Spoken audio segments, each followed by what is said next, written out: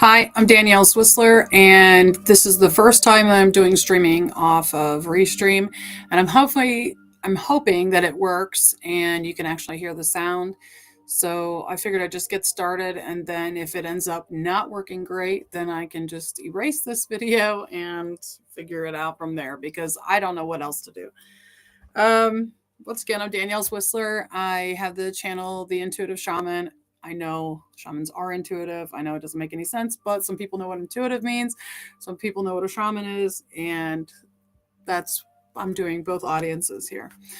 Um, anyway, I'm giving a good talk today. Today is about Exodus, and I kind of feel like it's I just said inappropriate, which is kind of funny, actually. No coincidences. I thought it was appropriate, but apparently my consciousness thought it was inappropriate. Anyway, the second book of Moses, called Exodus, is where Moses brings the children of Israel out of Egypt. And anyway, I thought I'd get started. I'm kind of like messed up now, thinking why those words came out of my mouth. But we're just going to go ahead and start.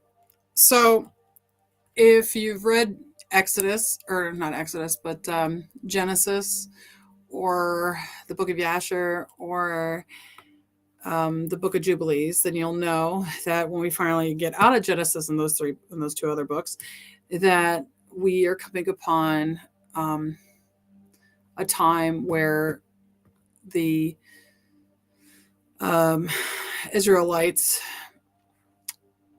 have been in Egypt because of the famine, and Joseph kind of brought his father's house over there, and they were living in this like awesome time because Joseph was very favored, and he was basically in charge. Really, I mean, he was people, looked up to this guy. I mean, he was like the man, and if you know anything about Joseph and the coat of many colors and his father giving him the coat, and about how he had these visions of, that he was going to, the stars and the sun and the stars, I'm probably saying this wrong, sun and the moon and the stars would bow down to him and all that. And basically it's talking about his brothers and his mother and his father, like they would be like he was going to be super important. And I can go to that phrase. I know I'm like totally butchering it, but I know what I'm talking about. It's just for some reason I can't remember the saying. Oh, it's actually right here. And he dreamed yet another dream and told it to his brethren and said, "Behold, I have dreamed a dream more, and behold, the sun and the moon and the 11 stars made obeisance to me." And I am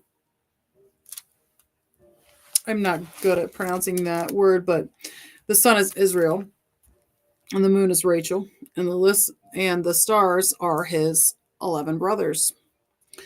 And basically they gonna bow down to him, which is what obeisance, obeisance, probably like obey or something. Obeisance, bow down or curtsy. So he has this dream, and just so happens that, obviously the sun is represented by Jacob, which was been renamed as Israel, and the moon was Rachel, that's his mother. And anyway, this guy, he was super favored by his father, and his brothers had this whole plot basically to kill him. And Judah and I'm trying to think which other one. I think it was Reuben. Reuben was to throw him in the pit, and Judah says, "Oh no, just leave him there." Like, we're just gonna leave him there, and we'll come back for him later. And then he goes back, and basically, well, he was gonna sell him to into slavery. So they sold him into slavery, and then they go back and they tell the dad, who is Jacob, or Israel, they tell him that, he died, and that here's this coat of many colors, this coat that Joseph got from his father, and he could recognize him from the coat. So they bring back this coat, and it's covered in blood, but it really wasn't his blood. It was, like a goat or something. And anyhow, it was this whole thing. And so, obviously believed him, which is terrible. Can you imagine killing your brother or sister and then telling your parent, like, oh, yeah, they died, and they didn't really die. It was a goat. It's just really messed up. Anyway, sorry, I got a phone call. Didn't turn on my sound. So now this brings us to Exodus, which is a time after. So this starts. So the last thing we know is Joseph was embalmed. Like, this is kind of like unheard of, because he was given like an Egyptian burial, like of the kings, he's like, you'll bring my bones back into the promised land, that our God, the God of Abraham, Isaac, and Jacob, you're going to bring him back. I am so sorry, my phone keeps going to bring it back to the promised land. So now, if you don't have a clue what I'm talking about, you're probably not going to understand this next part, unless you watch like Prince of Egypt, or you watch the Moses movie, which is actually a really good movie, by the way. Exodus.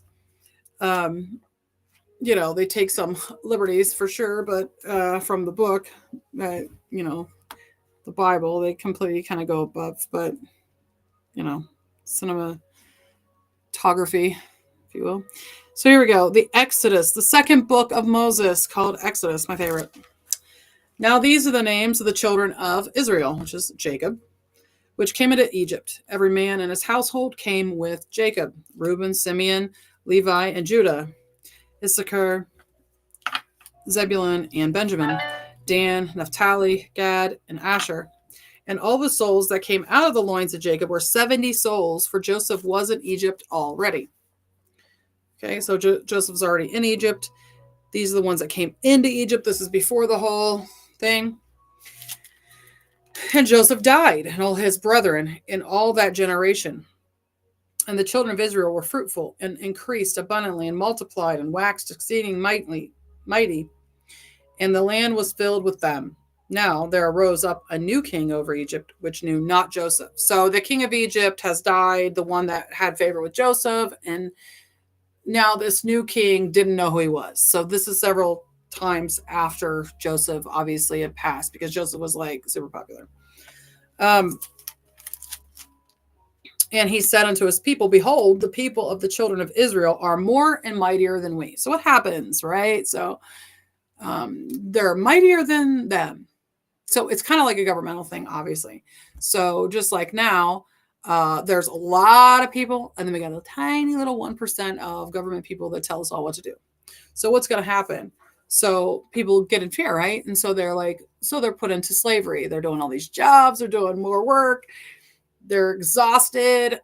Okay, you see where I'm going with this? This is modern day Egypt, here where we are right now. We're in our own Egypt. And a lot of people talk about this type of thing.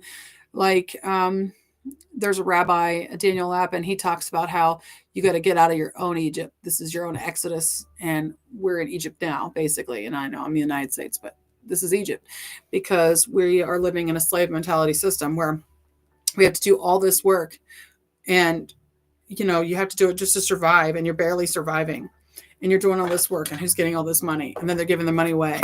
And if you live in the United States, you can see all the money is going to Ukraine, it's going to everywhere else, and it's not going to its people. Roads aren't getting fixed, I'll tell you that, because I live in a town here that's like taxing the crap out of us, and I've got potholes, like everywhere. So they finally did our street, and we've been promised a new street since we moved here, and that was in like 2013. And we just now got it. It's 2025. We got it at the end of 2024. Literally around October, they finally poured our road, which is awesome. You say, oh, yeah, you're whining. But seriously, it took that long. And they got our tax money. And tax and tax and tax. And you imagine the people that lived here before, they got taxed like crazy. And of course, everything after that, you're just taxed to death, which is funny because that actually comes out biblically about the taxation and where taxes came from, like the death tax. It's actually really interesting. So definitely want to keep up with this biblical discussion because it's super interesting. It made my husband really angry, which was kind of funny and not funny at the same time. Higher. So here we go. So basically they're like, okay, these Israelites, they're bigger than us. So we got to do something now, because if we don't do it now, we're not going to be able to control these people, right? So come on, let us deal wisely with them, lest they multiply, and it come to pass that when there falleth out any war, they join also unto our enemies and fight against us. And so get them up out of the land. So they're already preparing that they're going to like screw these people over, right? Therefore, they did set over them taskmasters to afflict them with their burdens. And they built for Pharaoh treasure cities, Pithom and Ramses. But the more they afflicted them, the more they multiplied and grew. And they were grieved because of the children of Israel. So God says, he's going to multiply the children of Israel. These are his chosen people. So these Egyptians are really screwing around. They're making a huge mistake. They didn't learn anything from the previous previous parts of Genesis. So yeah, of course, written language probably wasn't going on right then, but they would have heard stories and things about Israel, just like the different people around. I mean, the Egyptians knew that Abraham's God was super powerful. So now we're going down to this one. He says he did not know Joseph. So it makes a lot of sense. Like, you didn't know how powerful this God is? And you say, well, how are you talking about God and different gods? There were many gods. And there's the Most High God, and then there's people that think they're God, and people are put on pedestals as idols that were made out to be gods. So, but the more they afflicted them, the more they multiplied and grew, and they were grieved because of the children of Israel. And the Egyptians made the children of Israel to serve with rigor. And they made their lives bitter with hard bondage, and mortar, and in brick, and in all manner of service in the field. All their service, wherein they made them serve, was with rigor. So they're making bricks. So they're doing exactly what was done with the Tower of Babel. They got the mud. So it's telling you the area where they're in. Obviously, we know this is in Egypt. But this is hard work. This is backbreaking work. And so why did they do that? Because they got tired. They made them do these things. They wore them out. They couldn't rise up over them. And the king of Egypt spake to the Hebrew midwives, of which the name of the one was Shiphrah, and the name of the other Puah. And he said, when you do the office of a midwife to the Hebrew women, and see them upon the stools, if it be a son, then ye shall kill him. But if it be a daughter, then she shall live. But the midwives feared God, and did not as the king of Egypt commanded them, but saved the men, children alive. And the king of Egypt called for the midwives, and said unto them, why have ye done this thing, and have saved the men, children alive? And the midwives said unto Pharaoh, because the Hebrew women are not as the Egyptian women, for they are lively, and are delivered ere the midwives come in unto them. Therefore God dwelt well with the midwives, and the people multiplied and waxed very mighty. So, God's like, hey, you're taking care of my people. I'm not going to do anything to you. This is great. And it came to pass, because the midwives feared God, that he made them houses. So here's the thing. Fear, biblically speaking, is not like, oh, I'm afraid of God, because they know the power of God. Like the majesty of God. People think, oh, I'm going to afraid. I mean, don't get me wrong. I mean, I guess you could put it in that context, like, how strong God is, and God can make things happen. It says, I have a little thing in Spanish up here. It says, "Con Dios todo es posible," and it means with God anything's possible. And it's like, it is anything. So anything that you think is completely out of the range of possibility, that's already negated. So if you have faith, then you know that that is true. And if you don't, then you're like these Egyptians and you're messing around with the wrong shit. Therefore God dwelt well with the midwives, and the people multiplied and waxed very mighty. And it came to pass, because the midwives feared God, that he made them houses. And Pharaoh charged all his people, saying, Every son that is born ye shall cast into the river, and every daughter ye shall save alive. And there went a man of the house of Levi, and took to wife a daughter of Levi. So, the house of Levi.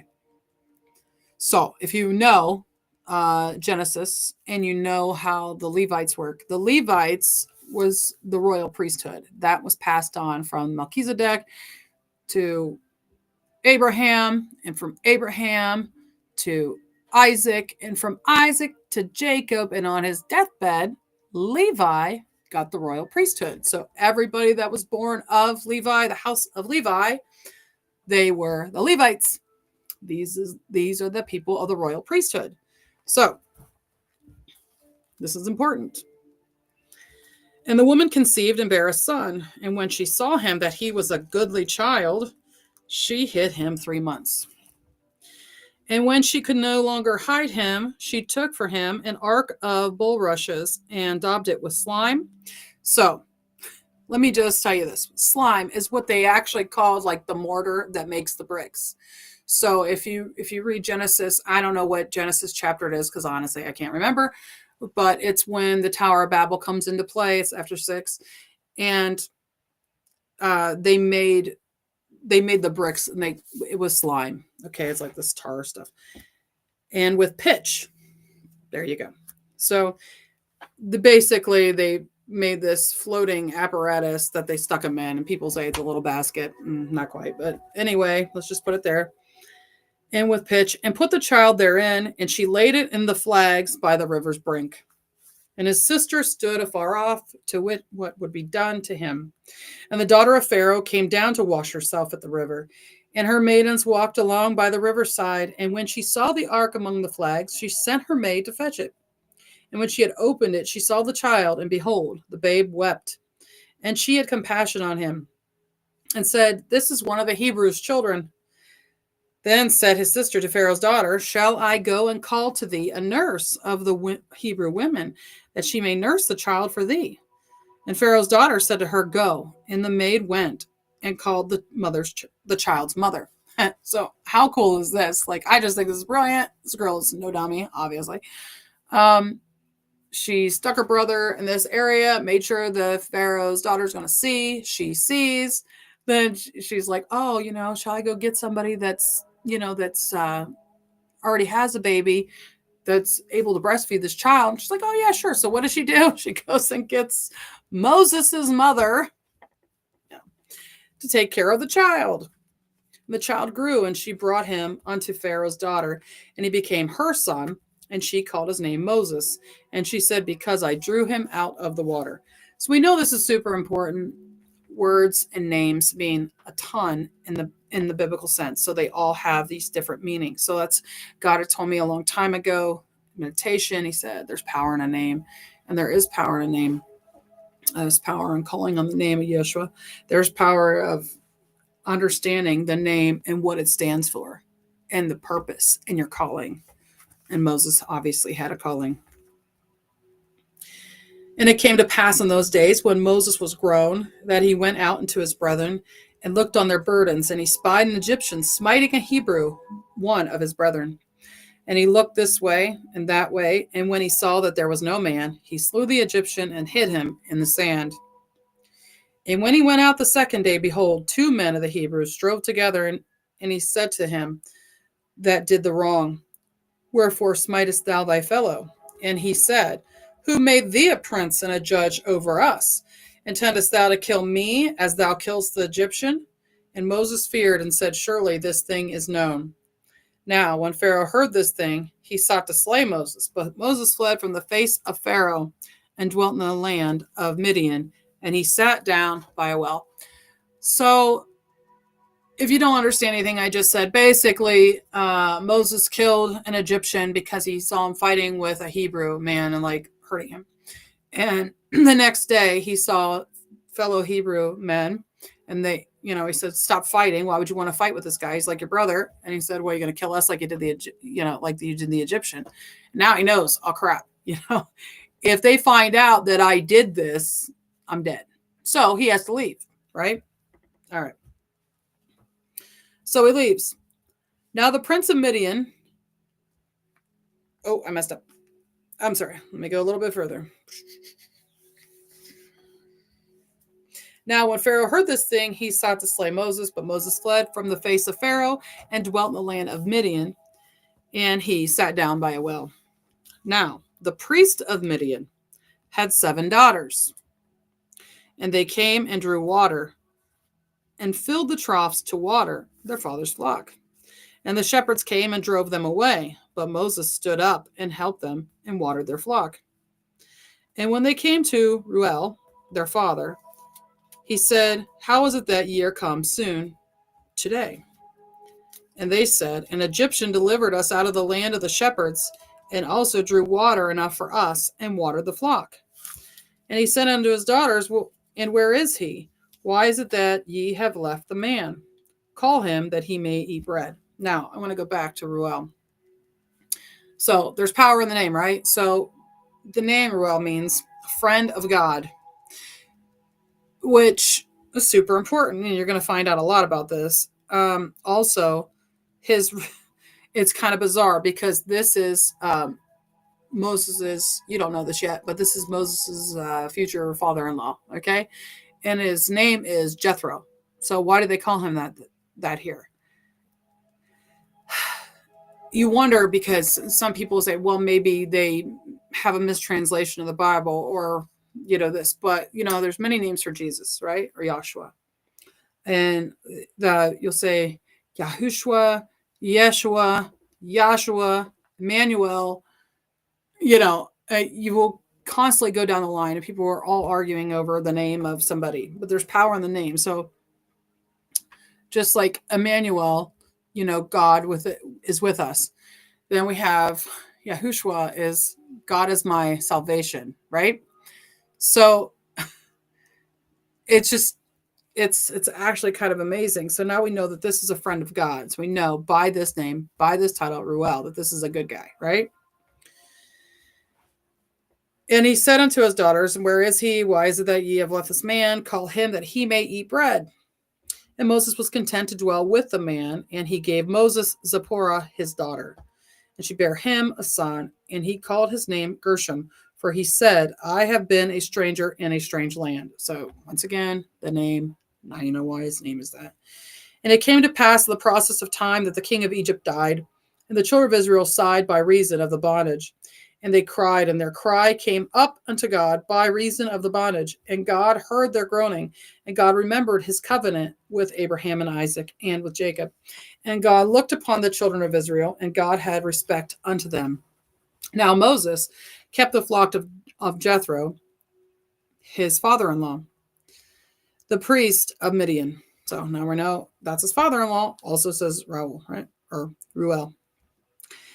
And came back to the mountain of God, even to Horeb. So God's mountain, Horeb. And the angel of the Lord appeared unto him in a flame of fire out of the midst of a bush. And he looked, and behold, the bush burned with fire, and the bush was not consumed. And Moses said, I will now turn aside and see this great sight, why the bush is not burned. And when the Lord saw that he turned aside to see, God called unto him out of the midst of the bush and said, Moses, Moses. And he said, Here am I. And he said, Draw not nigh hither, put off thy shoes from off thy feet, for the place whereon thou standest is holy ground. Moreover, he said, I am the God of thy father, the God of Abraham, the God of Isaac, and the God of Jacob. And Moses hid his face, for he was afraid to look upon God. And the Lord said, I have surely seen the affliction of my people, which are in Egypt, and have heard their cry by reason of their taskmasters. For I know their sorrows, and I am come down to deliver them out of the land of the Egyptians, and to bring them up out of the land unto a good land, and a large unto a land flowing with milk and honey, unto the place of the Canaanites, and the Hittites, and the Amorites, and the Perizzites, and the Hivites, and the Jebusites. Whew, say that 3 times fast. Now therefore, behold, the cry of the children of Israel is come unto me, and I have also seen the oppression wherewith the Egyptians oppress them. Come now, therefore, and I will send thee unto Pharaoh, that thou mayest bring forth my people, the children of Israel, out of Egypt. And Moses said unto God, Who am I, that I should go unto Pharaoh, and that I should bring forth the children of Israel out of Egypt? And he said, Certainly I will be with thee, and this shall be a token unto thee that I have sent thee. When thou hast brought forth the people out of Egypt, ye shall serve God upon this mountain. He's already telling him what's going to happen in the future. He's saying, once you go and get them, so we already know it's going to happen, right? God said so, so obviously it's going to happen. He said, you're going to be serving me on this mountain. And we know that's going to happen because we know that from, obviously, we know now because biblical type things that's where he gets the 10 Commandments. And Moses said unto God, Behold, when I come unto the children of Israel, and shall say unto them, The God of your fathers hath sent me unto you, and they shall say to me, What is his name? What shall I say unto them? And God said unto Moses, I am that I am. And he said, Thus shalt thou say unto the children of Israel, I am hath sent me unto you. I have chills every time I read this part. This is like one of my favorite parts of the entire Bible, and it's so powerful to me. Can you imagine if somebody asks you who you are? Who's this? He says, I am. But not only that, I am that I am. And you think, well, why is that so powerful? It's powerful because anything could be after it. I am what? I am the universe. I am space. I am air. I am water. I'm the river. I am, everything. It's so powerful. I got chills everywhere. And he just is, has always been. There's no beginning. There's no end. It just is. Am. It's very hard to comprehend, and it's so amazing. And I love it so much that it makes me so happy. And when I think about it, understanding with how the ego works and everything, it's just there's something so big out there that's so big, much bigger than all of us. And the load of life and everything just comes off with that statement, I am. I think it's pretty amazing. I don't know what you guys think about that. I can't see any kind of comments, so I'm sorry if you're commenting and I don't see it, but I'll comment later on the stream. It's just really powerful to me. And God said moreover unto Moses, Thus shalt thou say unto the children of Israel, The Lord God of your fathers, the God of Abraham, the God of Isaac, the God of Jacob, and the God of Jacob, hath sent me unto you. This is my name forever, and this is my memorial unto all generations. Go and gather the elders of Israel together, and say unto them, The Lord God of your fathers, the God of Abraham, of Isaac, and of Jacob, appeared unto me, saying, I have surely visited you in seeing that which is done to you in Egypt. And I have said, I will bring you up out of the affliction of Egypt unto the land of the Canaanites, and the Hittites, and the Amorites, and the Perizzites, and the Hivites, and the Jebusites, and unto a land flowing with milk and honey.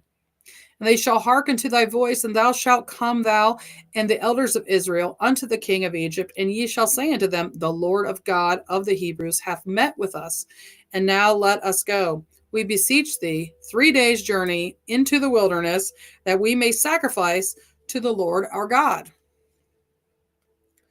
And I am sure that the king of Egypt will not let you go. No, not by a mighty hand.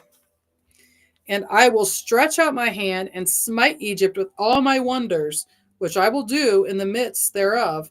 And after that he will let you go. And I will give this people favor in the sight of the Egyptians. And it shall come to pass that when ye go, ye shall not go empty. But every woman shall borrow of her neighbor and of her that sojourneth in her house jewels of silver and jewels of gold and raiment. Ye shall put them upon your sons and upon your daughters, and ye shall spoil the Egyptians. They're going to take everything. And Moses answered and said, But behold, they will not believe me, nor hearken unto my voice, nor for they will say, The Lord hath not appeared unto thee. And the Lord said unto him, What is it? What is that in thine hand? And he said, A rod. And he said, Cast it on the ground. And he cast it on the ground, and it became a serpent. And Moses fled from before it. And the Lord said unto Moses, Put forth thine hand and take it by the tail. And he put forth his hand and caught it, and it became a rod in his hand, that they may believe that the Lord God of their fathers, the God of Abraham, the God of Isaac, and the God of Jacob, hath appeared unto thee. And the Lord said furthermore unto him, Put now thine hand into thy bosom. And he put his hand into his bosom, and when he took it out, behold, his hand was leprous as snow. And he said, Put thine hand into thy bosom again. And he put his hand into thy bosom, and again, and plucked it out of his bosom, and behold, it was turned again as his other flesh. And it shall come to pass, if they will not believe thee, neither hearken to the voice of the first sign, that they will believe the voice of the latter sign. And it shall come to pass, if they will not believe also these two signs, neither hearken unto thy voice, that thou shalt take of the water of the river and pour it upon the dry land. And the water which thou takest out of the river shall become blood upon the dry land. And Moses said unto the Lord, O my Lord, I am not so eloquent, neither heretofore, nor since thou hast spoken unto thy servant, but I am slow of speech and of a slow tongue. And the Lord said unto him, Who hath made man's mouth? Or who maketh the dumb, or deaf, or the seeing, or the blind? Have not I, the Lord? So he's like, I've done all this stuff. I made all this stuff. I made you. I did all this. I can't make, you speak well, right? And he said, O my Lord, send, I pray thee, by the hand of him whom thou wilt send. And the anger of the Lord was kindled against Moses. And he said, Is not Aaron the Levite thy brother? I know that he can speak well, and also, behold, he cometh forth to meet thee, and when he seeth thee, he will be glad in his heart. And thou shalt speak unto him, and put words in his mouth, and I will be with thy mouth, and with his mouth, and will teach you what ye shall do. So he says, I'm going to talk through you, basically. And he shall be thy spokesman unto the people, and he shall be to thee instead of a mouth, and thou shalt be to him instead of God. And thou shalt take this rod in thine hand, wherewith thou shalt do signs. And Moses went and returned to Jethro, his father-in-law, and said unto him, Let me go, I pray thee, and return unto my brethren which are in Egypt, and see whether they yet be alive. And Jethro said to Moses, Go in peace. And the Lord said unto Moses and Midian, Go, return into Egypt, for all the men are dead which sought thy life. And the Lord said unto Moses and Midian, Go, return into Egypt, for all the men are dead which sought thy life. Oh, I read that twice. Sorry. And Moses took his wife and his sons and set them upon an ass. And he returned to the land of Egypt. And Moses took the rod of God in his hand. And the Lord said unto Moses, When thou goest to return into Egypt, see that thou do all those wonders before Pharaoh, which I have put in thine hand. But I will harden his heart, that he shall not let the people go. So, before I get any further, if you read in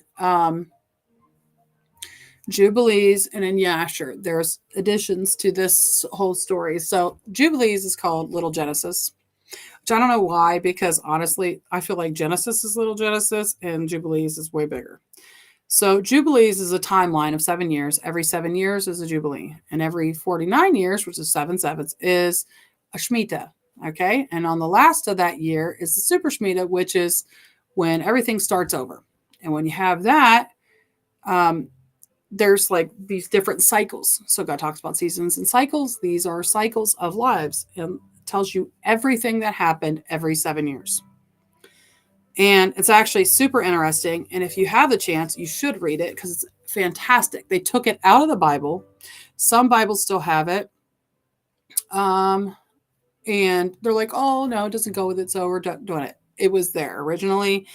It's fantastic. It very much so adds to the text, and you can actually understand more of what's going on instead of be like, okay, where'd this guy come from? Okay, who's this guy?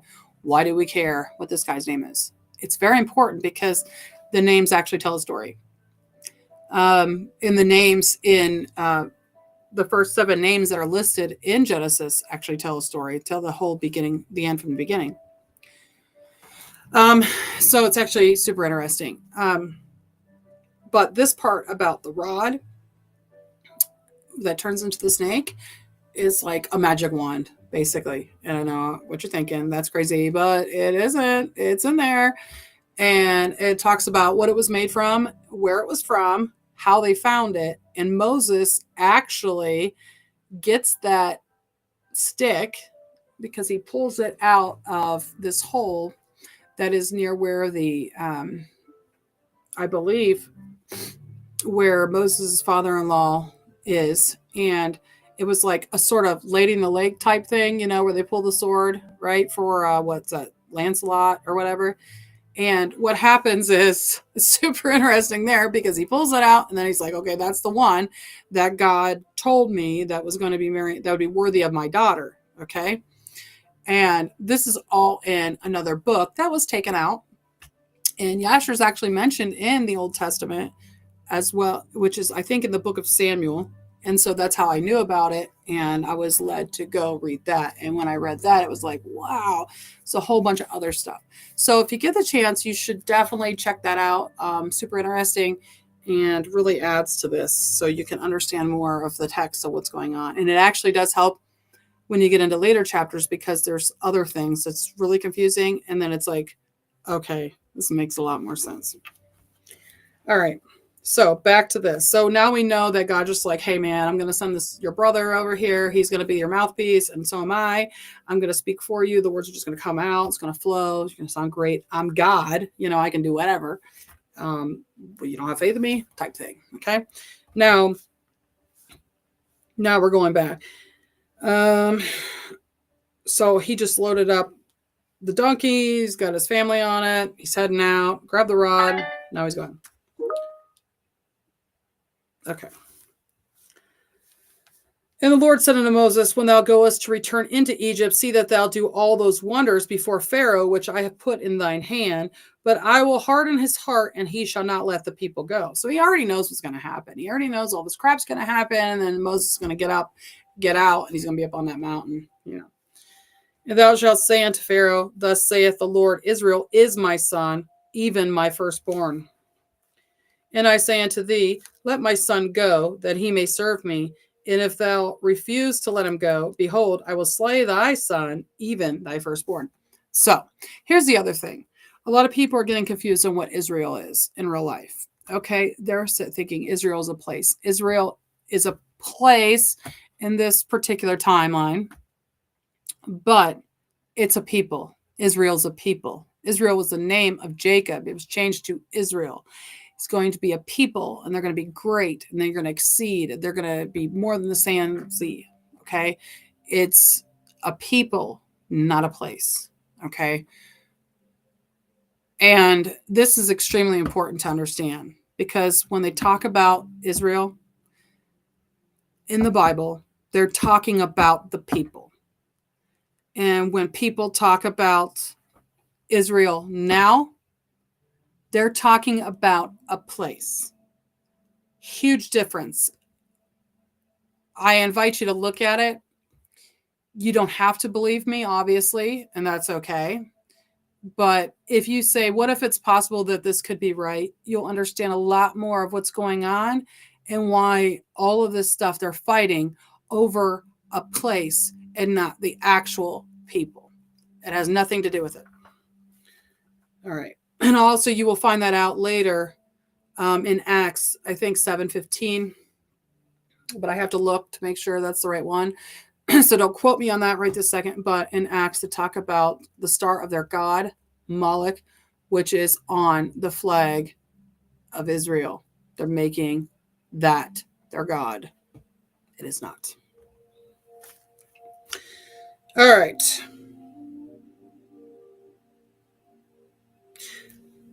Okay, here we go. And it came to pass by the way in the inn that the Lord met him and sought to kill him. Then Zipporah took a sharp stone and cut off the foreskin of her son and cast it at his feet and said, Surely a bloody husband art thou to me. Wait a minute, I got confused. Let me go back.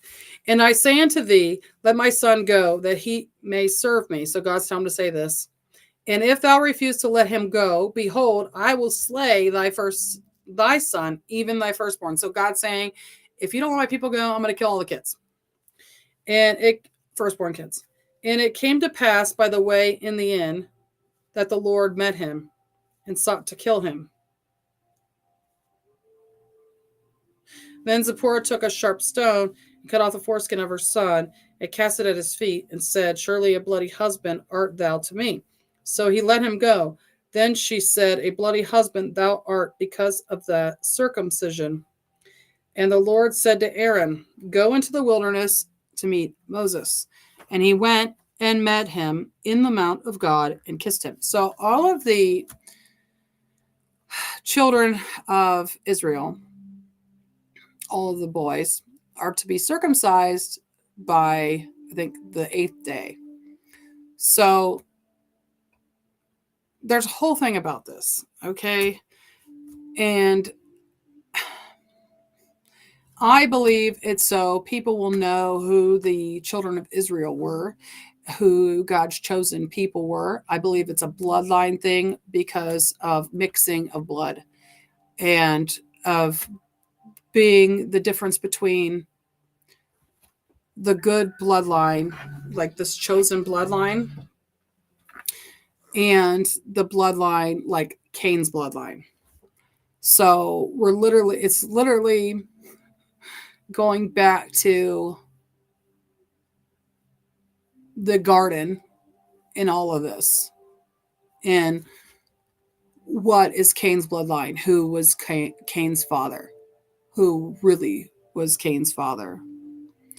And I believe that this is all what this bloodline stuff has to do with, the circumcision, the days that you're circumcising yourself to God, the importance of all of that to understand what the bloodline, who's with the bloodline. So let's just say you're a woman and you're going to be with this guy and he's not circumcised. He is not of that bloodline. It would be like, oh, nope, I'm not going to do that. You don't know what you're going to get. I don't know. That's the only thing I can see with it, because the rest of it just doesn't make sense. Okay. And Moses told Aaron all the words of the Lord who had sent him and all the signs which he had commanded him. And Moses and Aaron went and gathered together all the elders of the children of Israel. And Aaron spake all the words which the Lord had spoken unto Moses, and did the signs in the sight of the people. And the people believed. And when they heard that the Lord had visited the children of Israel, and that he had looked upon their affliction, then they bowed their heads and worshipped. And afterward Moses and Aaron went in and told Pharaoh. So he went to speak to his people first, the Hebrews. And so understand that basically, Moses didn't know. Moses has been an Egyptian, right? And Moses is going over there, and now all of a sudden, these are his people, He was raised as an Egyptian, and these are his people. So obviously he has a huge calling and, had compassion for these people. So now he's telling people, hey, God came to me. He has compassion on you. He heard your prayers. He heard your cries, and he sent me to come in here to get you guys out. All right. And afterward, Moses and Aaron went in and told Pharaoh, thus saith the Lord God of Israel, let my people go, that they may hold a feast unto me in the wilderness. And Pharaoh said, who is the Lord, that I should obey his voice to let Israel go? I know not the Lord, neither will I let Israel go. And they said, the God of the Hebrews hath met with us. Let us go, we pray thee, 3 days' journey into the desert, and sacrifice unto the Lord our God, lest he fall upon us with pestilence or with the sword. And the king of Egypt said unto them, wherefore do ye, Moses and Aaron, let the people from their works get you unto your burdens? And Pharaoh said, behold, the people of the land now are many, and ye make them rest from their burdens. And Pharaoh commanded the same day the taskmasters of the people and their officers, saying, ye shall no more give the people straw to make brick as heretofore. Let them go and gather the straw for themselves. So he's making it harder. This guy.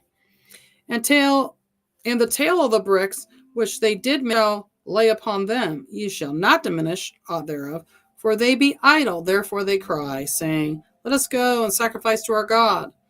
Let there be more work be laid upon the man, that they may labor therein, and let them not regard vain words. So, in other words, we're not going to give them any breaks. We're just going to make them work like dogs, because if they have any breaks, then they're going to go worship their God. We don't have time for that. And the taskmasters of the people went out, and their officers, and they spake to the Pharaoh, or the people, saying, thus saith Pharaoh, I will not give you straw. Go you find the straw where ye can find it, ye not ought to of your work shall be diminished. So now they got to get their own damn straw, and they got to make the bricks. So they got to go find the straw, they got to make the bricks, and they got to finish it, and they don't get a break. So the people were scattered abroad throughout all the land of Egypt to gather stubble instead of straw. The taskmasters hastened them, saying, fulfill your works, your daily task, as when there was straw. And the officers of the children of Israel, which Pharaoh's taskmaster had set over them, were beaten and demanded, wherefore have ye not fulfilled your task in making brick both yesterday and today as heretofore? Then the officers of the children of Israel came and cried unto Pharaoh, saying, wherefore dealest thou thus with thy servants? There is no straw given unto thy servants. And they say to us, make brick, and behold, thy servants are beaten. But the fault is in thine own people. But he said, ye are idle, ye are idle. Therefore ye say, let us go and do sacrifice to the Lord. Go therefore now and work, for there shall no straw be given you, and shall ye deliver the tale of the bricks. And the officers of the children of Israel did see that they were in evil case, after it was said, ye shall not diminish from your bricks of your daily task. And they met Moses and Aaron, who stood in the way as they came forth from Pharaoh. And they said unto them, the Lord look upon you and judge, because ye have made our savor to be abhorred in the eyes of Pharaoh, and in the eyes of his servants, to put a sword in their hands to slay us. And Moses returned unto the Lord and said, Lord, wherefore hast thou so evil entreated this people? Why is it that thou hast sent me? For since I came to Pharaoh to speak in thy name, he hath done evil to this people. Neither hast thou delivered thy people at all. I kind of find like this is the I'm trying to think of another word instead of a bad one. This is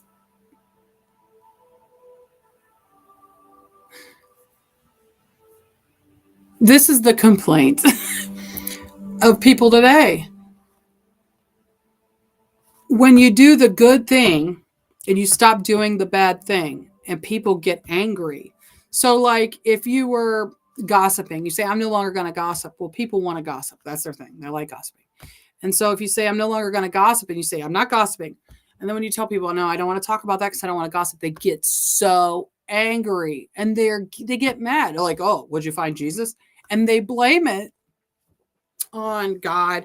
They blame it on, everything else but the fact that they're not doing something right. It's the same thing. Why'd you do this to me, God? You're doing this to the people. No, God didn't do this to the people. Those people were evil. And they have these evil things put onto their hearts. And it's just, and they blame God for it. So it's like, it's so frustrating, especially when you go out and try to talk to people, because people blame God for all these bad things that are being done. But that's not God doing it. God's love. God doesn't do bad stuff. God is love. And this is the other part of it. And they say, well, why doesn't God save us? Well, God gave you free will. So who's saying that he's not holding something back that's even worse, that's been preventing it from happening? You allowed it to happen by who you worship, by who you look to. We also know, as people of faith, that you're going to have more stuff come up at you. It's like, because it's a smaller part of what's going on. There is a lot of evil things going on in this world.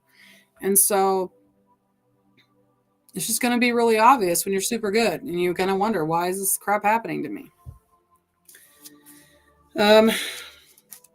And they met Moses and Aaron, who stood in the way as they came forth from Pharaoh. And they said unto them, the Lord look upon you and judge, because ye have made our savor to be abhorred in the eyes of Pharaoh, and in the eyes of the servants, to put a sword in their hand to slay us. And Moses returned unto the Lord and said, Lord, wherefore hast thou so evil entreated this people? Why is it that thou hast sent me?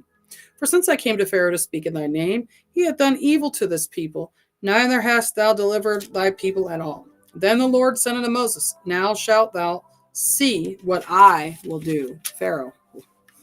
Whew. For with a strong hand shall he let them go, and with a strong hand shall he drive them out of his land. And God spake unto Moses and said unto him, I am the Lord. And I appeared unto Abraham, unto Isaac, and unto Jacob, by the name of God Almighty, but by my name, Jehovah, was I not known to them. So he wasn't known by his name. He appeared by the name of God Almighty. And I have also established my covenant with them, to give them the land of Canaan, the land of their pilgrimage, wherein they were strangers. And I have also heard the groaning of the children of Israel, whom the Egyptians keep in bondage, and I have remembered my own covenant. Imagine talking to God.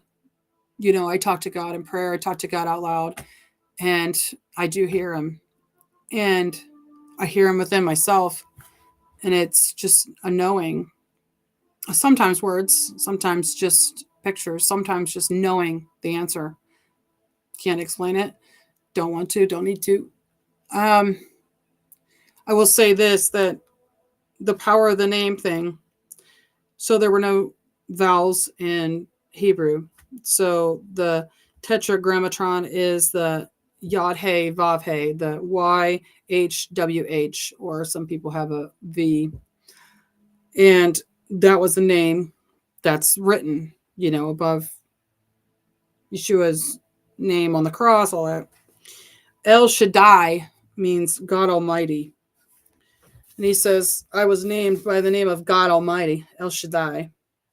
But by my name, Jehovah, was I not known to them. So he's telling different names. And I think it's during the different times of what God does in these different seasons. So like Jethro is known as Jethro. He's like the father-in-law, but he's also known as Reuel, or Ruel, and which means friend of God. So during these times, like, he was the friend of God. At this particular moment, we have these things where we put on these different hats, we put on these different clothes, like the coat of many colors, and we become something else. These different seasons, you might be a single person, you might be a mom now, you might be a fiance. These different parts of our life would become something else. He was known as God Almighty back then, but he was not known by Jehovah. I think it's super important to understand what Jehovah is. What's Jehovah? Is Jehovah the strong man that comes in and takes care of business and has to knock this crap down to get his people out of Israel? I think so. I think this is so powerful to understand that. And when he wants people to know who told Moses, who are you to say this guy came in? He said, I am. Like, how powerful is that? Like, he's, yeah, they were known, he was known by El Shaddai, God Almighty. Oh, this God, this guy that we can't conceive of, but more personal, right? To Moses, he's saying, you tell them that I am sent you. He's everything. Who can get me out of this problem? That guy. You know, that energy. And now you come to saying, they don't know me as Jehovah.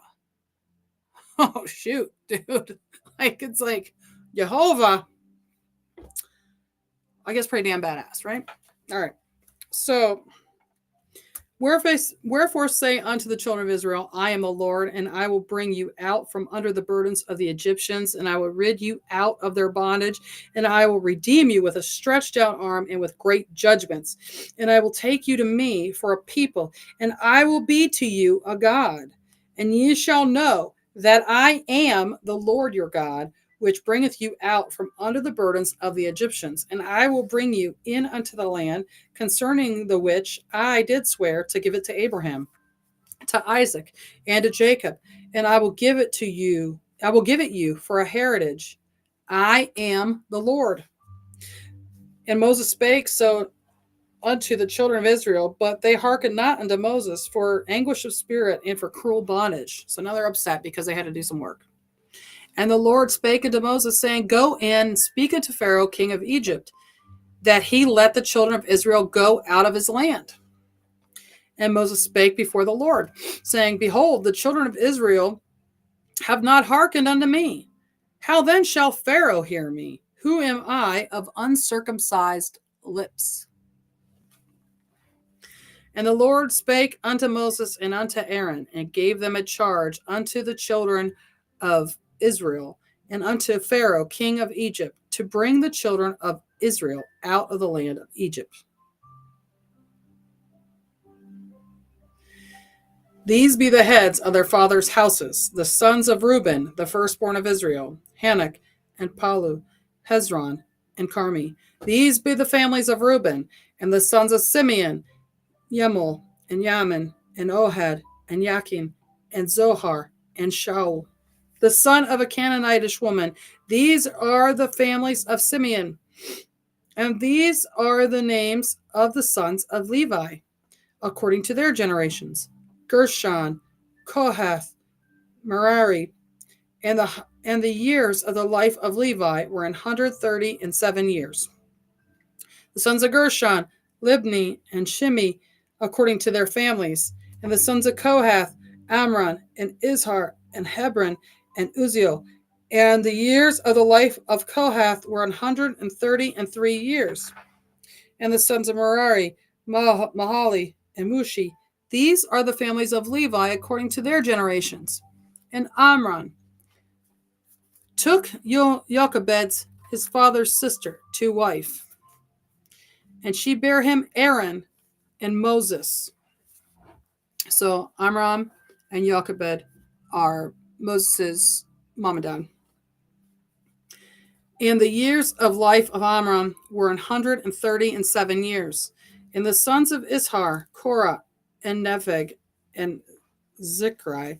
And the sons of Uzziel, Mishael, and Elzaphan, and Zithri. And Aaron took him Elisheba, daughter of Nimodad. See, so these are super important. So when I was talking about the names, and everybody's like, this is super boring, why are you reading this part? It's because the names are super important to tell you about the people at the time, because it's not just about, it's the way the people were. So the different names pertain to like the time period. It actually does. It's really bizarre. So, which you could probably say that about a lot of things here too, because, you know, you would see like the old names like Betty and like Earl and like Carol, right? And you would see like, okay, there's hardly any Carols being born today, right? Or Betty, you know? And you think about that, it does make a lot of sense of what these names mean. This is the type of generational thing that was going on in the Old Testament during this time. So it is important. And it's also important to know they're talking about the different generations because they're letting you know how very long these people were in captivity. They were there forever. And their families were there, and they were always slaves. They were never free. So to get out of slave mentality, how do you do that? You wake up. And so that's what we're doing right now with this great awakening. We're waking up to our slavery to understand that we are not free people. We have been under the rule of these oppressors this entire time. And a lot of us have prayed and prayed and prayed, oh God, please help us, please help us, please help us. And then all this stuff has to come crashing down. If you are a fan of tarot, you would understand this is like the whole tower moment. Because not only is it a breakdown, but it's also a beginning. It's a new season. So it keeps going. And the sons of Korah, the last one I said, Aminadab. That one's a hard one. Sister of Nahshon to wife, and she bare him Nadab and Abihu, Eleazar, and Ithamar. And the sons of Korah, Asir, and Elkanah, and Abasath. These are the families of the Korahites. And Eleazar, Aaron's son, took him one of the daughters of Putiel to wife, and she bare him Phinehas. These are the heads of the fathers of the Levites according to their families. So that's important because they're talking about the Levites again. So the Levites is the royal priesthood. And you're really going to understand what this all entails after we get out of Exodus, when they do the tents. And the tent of meeting and the stuff about the Ark of the Covenant. And Eleazar, Aaron's sons, put one of the daughters of Putiel to wife, and she bare him Phinehas. These are the heads of the fathers of the Levites according to their families. These are that Aaron and Moses, to whom the Lord said, bring out the children of Israel from the land of Egypt according to their armies. These are they which spake to Pharaoh, king of Egypt, to bring out the children of Israel from Egypt. These are that Moses and Aaron. And it came to pass on the day when the Lord spake unto Moses in the land of Egypt, that the Lord spake unto Moses, saying, I am the Lord, speak thou unto Pharaoh, king of Egypt, all that I say unto thee. And Moses said before the Lord, behold, I am of uncircumcised lips, and how shall Pharaoh hearken unto me? And the Lord said unto Moses, see, I have made thee a god to Pharaoh, and Aaron thy brother shall be thy prophet. Thou shalt speak all that I command thee, and Aaron thy brother shall speak unto Pharaoh, that he send the children of Israel out of his land. What does God mean by that? I made you a god to Pharaoh. It's like super powerful, right? All this stuff's going to happen in Moses' name, right? He's going to go out, say, hey, his God's telling him to do this, and he goes out and he starts taking everybody. So it's going to be a little bit of a idolized worship here, understanding like kind of in awe of what people say about God, the Most High, right? They fear him and they're afraid. Thou shalt speak all that I command thee, and Aaron thy brother shall speak unto Pharaoh, that he send the children of Israel out of his land, and I will harden Pharaoh's heart, and multiply my signs and my wonders in the land of Egypt. But Pharaoh shall not hearken unto you, that I may lay my hand upon Egypt, and bring forth mine armies and my people, the children of Israel, out of the land of Egypt by great judgments. And the Egyptians shall know that I am the Lord, when I stretch forth mine hand upon Egypt, and bring out the children of Israel from among them. And Moses and Aaron did as the Lord commanded them, so did they. And Moses was 80 years old, and Aaron 83 years old, and they had spake unto Pharaoh. So Moses was 80 years old at the time, and his brother was 83. So imagine this 80-year-old being like, hey, man, we need to come out. We're in really good shape back then. And the Lord spake unto Moses and unto Aaron, saying, when Pharaoh shall speak unto you, saying, show a miracle for you, then thou shalt say unto Aaron, take thy rod and cast it before Pharaoh, and it shall become a serpent. And Moses and Aaron went in unto Pharaoh, and they did so as the Lord had commanded. And Aaron cast down his rod before Pharaoh and before his servants, and it became a serpent. So I have written in my notes here, there's irony later in the New Testament of Matthew of this very part about the serpent and the wood. Okay? They did so as the Lord had commanded, and Aaron cast down his rod before Pharaoh and before his serpents, and it became a serpent. Then Pharaoh also called the wise men and the sorcerers, now the magicians of Egypt. They also did in like manner with their enchantments. So, huge thing here. Then Pharaoh also called the wise men and the sorcerers, now the magicians of Egypt. They also did in like manner with their enchantments. So, you know, people say, okay, there's like no magic, stuff like that. This is all like divination type, witchcraft type stuff. Okay. The magi, the magicians, these are like astrologers, the people that look at the sky and look for the signs. God talks about this in Genesis that there will be signs up in the sky, signs and wonders, signs. So the Egyptians don't worship the Most High God. So what are they doing? How are they divining?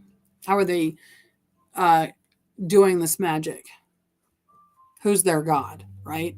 So this is a good and evil. This is a dark and light type situation. So I like to say this is intention. So God's magic is love and light, good intention. Satan's magic is all for yourself, right? All to empower, make yourself better, selfish, egoically done, right? For they cast out every man his rod, and they became serpents, but Aaron's rod swallowed up their rods. So the power, the difference between light and dark is knowing that the power and the magic comes from God, right?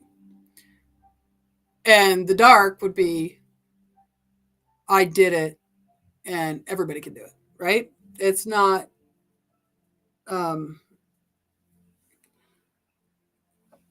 intention is not good. It's a bad intention. So that's why God's serpent swallowed up everybody, right? Swallowed up all the rods.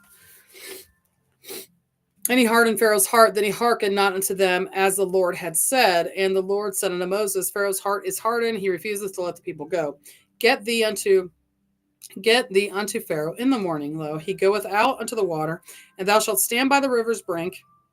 Against he come, and the rod which was turned to a serpent shalt thou take in thine hand, and thou shalt say unto him, the Lord God of the Hebrews hath sent me unto thee, saying, let my people go, that they may serve me in the wilderness. And behold, the two thou wouldest not hear. Thus saith the Lord, in this thou shalt know that I am Lord, the Lord.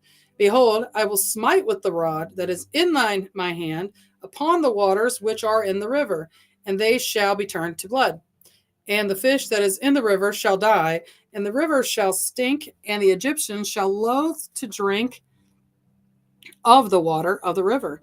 And the Lord spake unto Moses, saying unto Aaron, take thy rod, and stretch out thine hand upon the waters of Egypt, upon their streams, upon their rivers, and upon their ponds, and upon all their pools of water, that they may become blood, and that there may be blood throughout all the land of Egypt, both in vessels of wood and in vessels of stone. And Moses and Aaron did so as the Lord commanded, and he lifted up the rod and smote the waters that were in the river, in the sight of Pharaoh, and in the sight of his servants, and all the waters that were in the river were turned to blood. And the fish that was in the river died, and the river stank, and the Egyptians could not drink of the water of the river, and there was blood throughout all the land. And the magicians of Egypt did so with their enchantments, and Pharaoh's heart was hardened, neither did he hearken unto them as the Lord had said. And Pharaoh turned and went into his house, neither did he set his heart to this also. And all the Egyptians digged round about the river for the water to drink, for they could not drink of the water of the river. And 7 days were fulfilled. After that, the Lord had smitten the river. And the Lord spake unto Moses, go unto Pharaoh, and say unto him, thus saith the Lord, let my people go, that they may serve me. And if thou refuse to let them go, behold, I will smite all thy borders with frogs.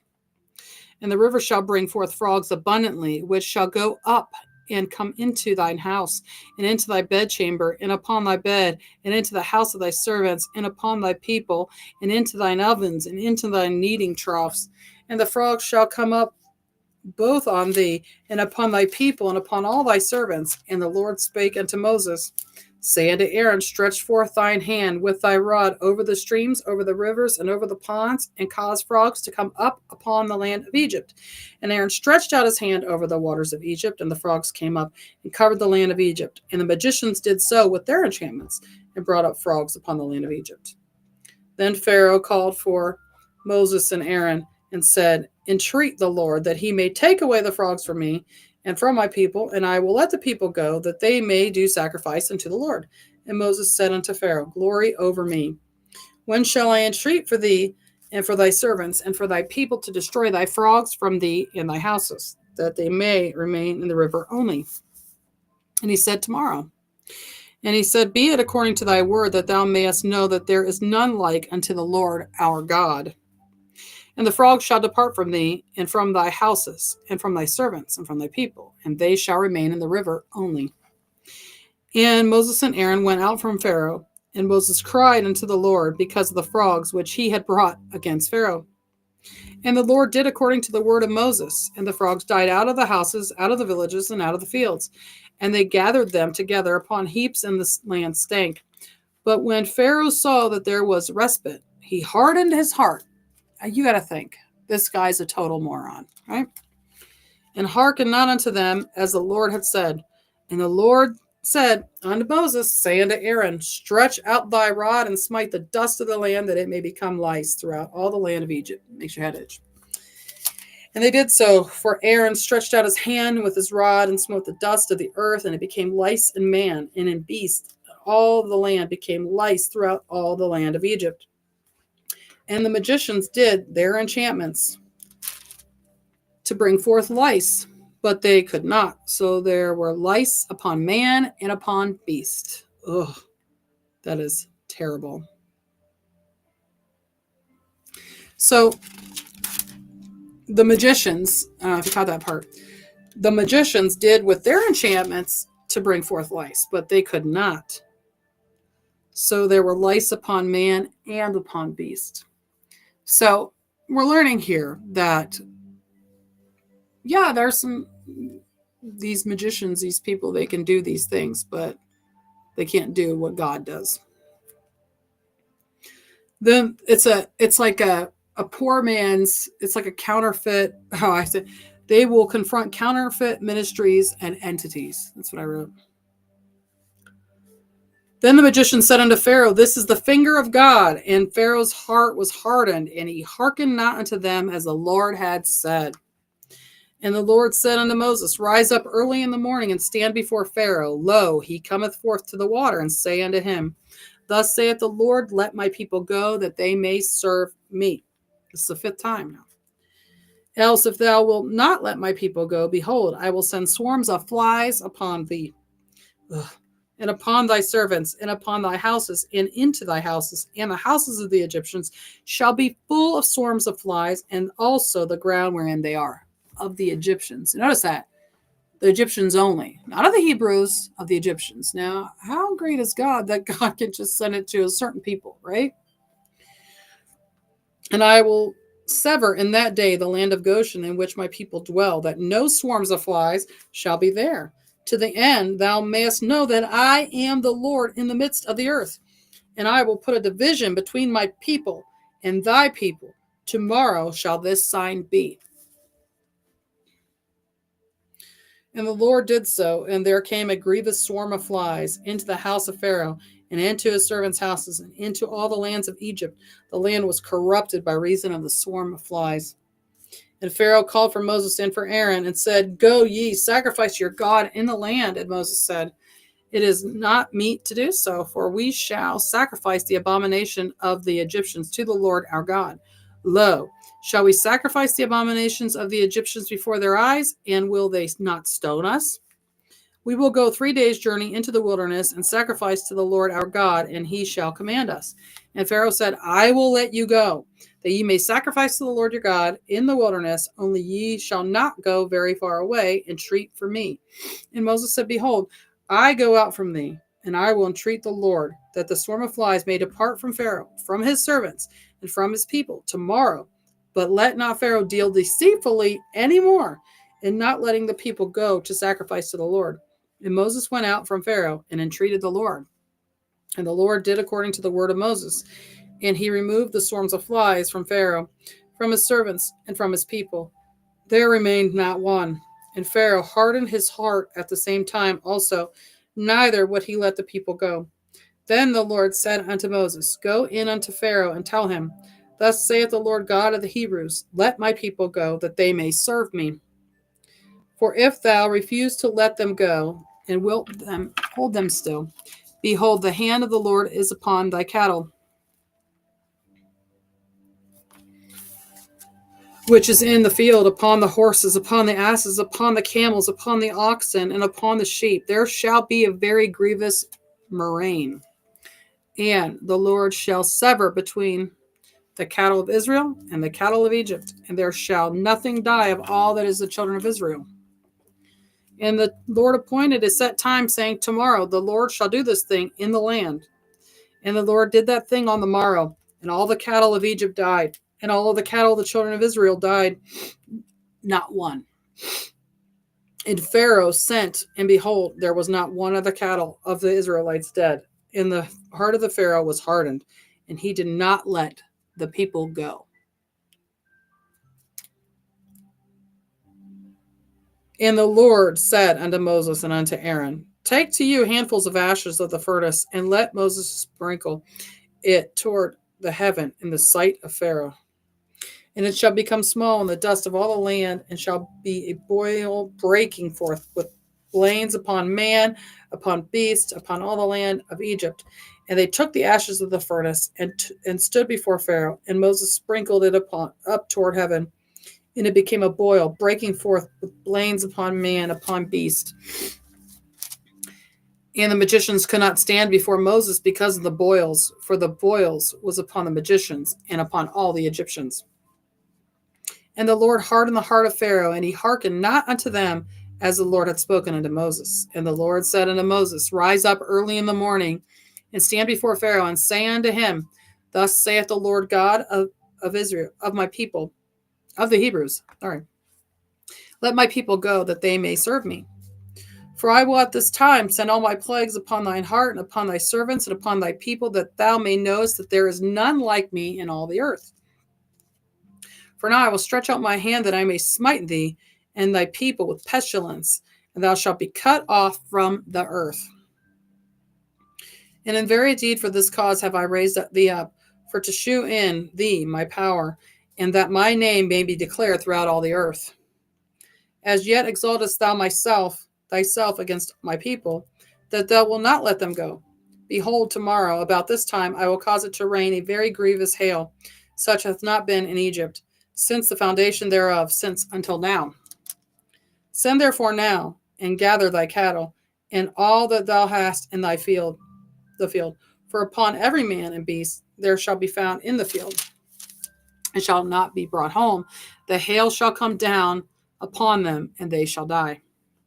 He that feared the word of the Lord among the servants of Pharaoh made his servants and his cattle flee into the houses. And he that regarded not the word of the Lord left his servants and his cattle in the field.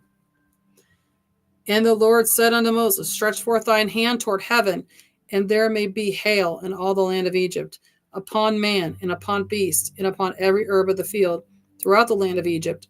And Moses stretched forth his rod toward heaven, and the Lord sent thunder and hail, and the fire ran along upon the ground, and the Lord rained hail upon the land of Egypt. So there was hail, and fire mingled with the hail, very grievous, such as there was none like it in all the land of Egypt since it became a nation. And the hail smote throughout all the land of Egypt all that was in the field, both man and beast. And the hail smote every herb of the field, and brake every tree of the field. Only in the land of Goshen, where the children of Israel were, was there no hail. Whew. And Pharaoh sent and called for Moses and Aaron and said unto them, I have sinned this time. The Lord is righteous, and I and my people are wicked. Entreat the Lord, for it is enough, that there be no more mighty thunderings and hail, and I will let you go, and ye shall stay no longer. And Moses said unto him, As soon as I am gone out of the city, I will spread abroad my hands unto the Lord, and the thunder shall cease, neither there shall be any more hail, that thou mayest know how the earth is the Lord's. But as for thee and thy servants, I know that ye will not yet fear the Lord God. And the flax and the barley was smitten, for the barley was in the ear, and the flax was bold. But the wheat and the rye were not smitten, for they were not grown up. And Moses went out of the city from Pharaoh, and spread abroad his hands unto the Lord, and the thunders and the hail ceased, and the rain was not poured upon the earth. And when Pharaoh saw that the rain and the hail and the thunders were ceased, he sinned yet more, and hardened his heart, he and his servants. Holy cow, this guy, right? And you're thinking about all the dumb things I've done, and I'm like, you don't listen, and then you're like, and something dumb happens, like, oh, I'm going to do it this time, and then you don't do it, some dumb happens again. This guy, literally, like, I think of the stuff that I did where something dumb happened, it was like barely a blip. I mean, he's got lice, frogs, blood, hail, dead animals, no food, and the ding dong is still struggling. It's not good. Flies. Ooh. Entreat the Lord.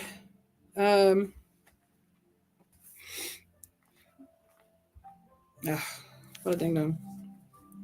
He hardened his heart.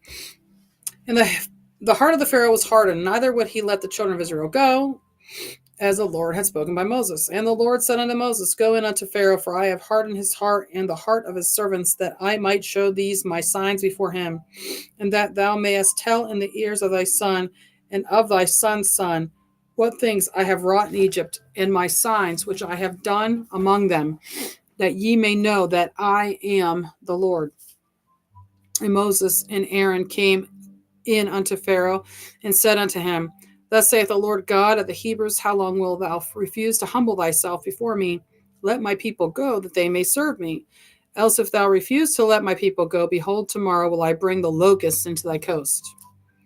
And they shall cover the face of the earth, that one cannot be able to see the earth, and they shall eat the residue of that which is escaped, which remaineth unto you from the hail, and shall eat every tree which groweth for you out of the field.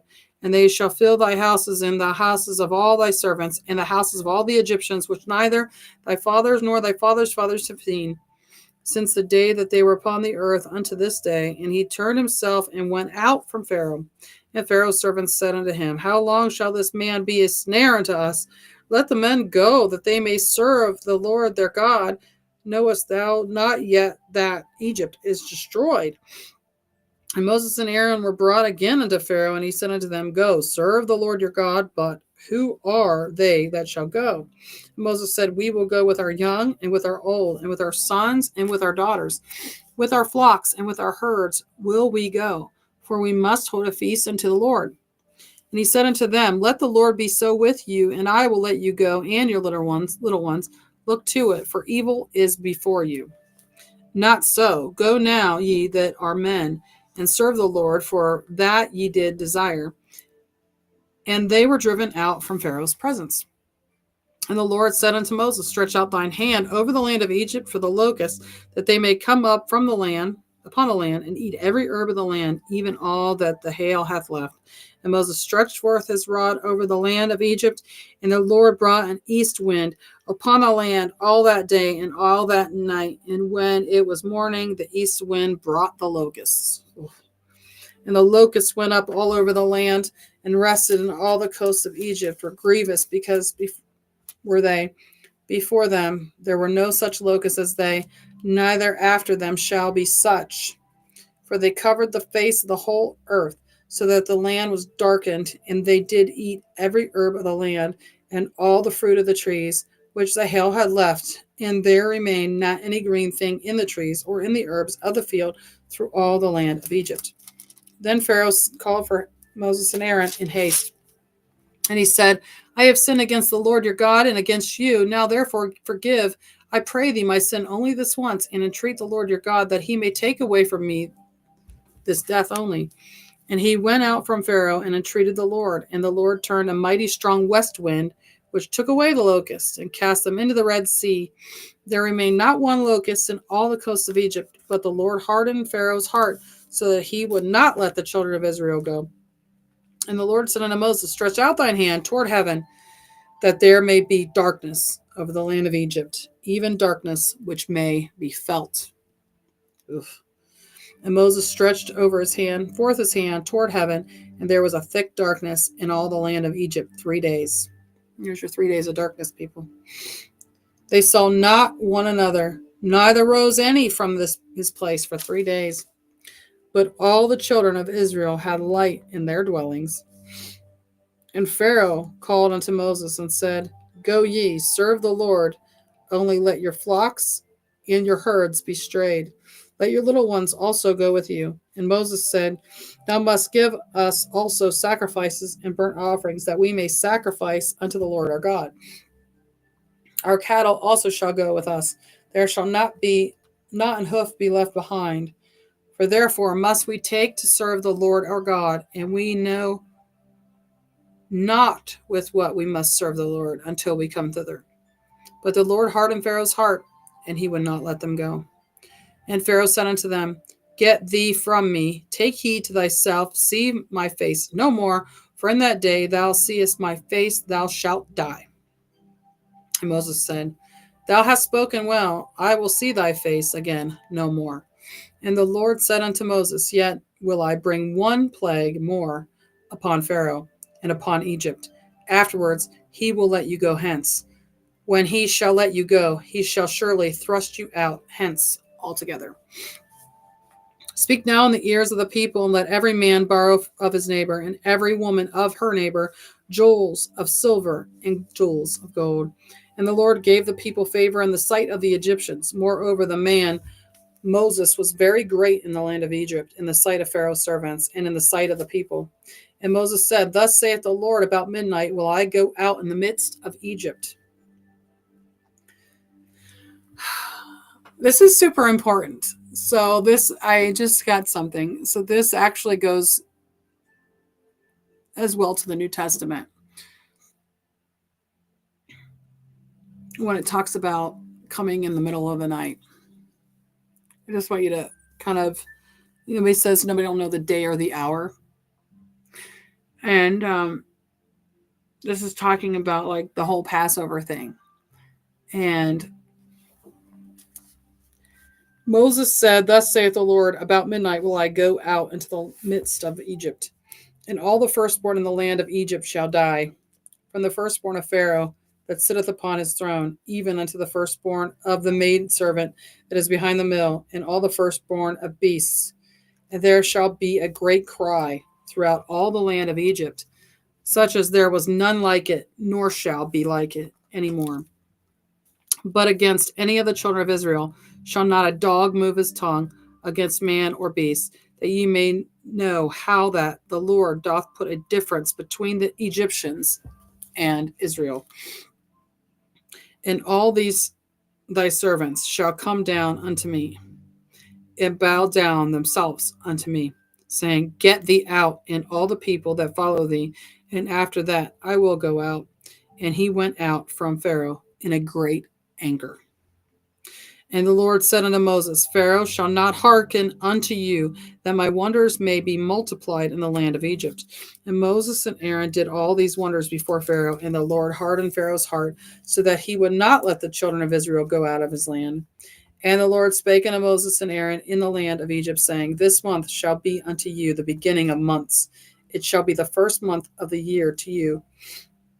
Speak ye unto all the congregation of Israel, saying, in the 10th day of this month they shall take to them every man a lamb, according to the house of their fathers, a lamb for an house.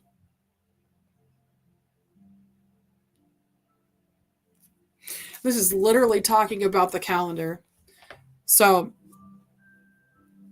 I find this super interesting. I'm going to mark something in my Bible.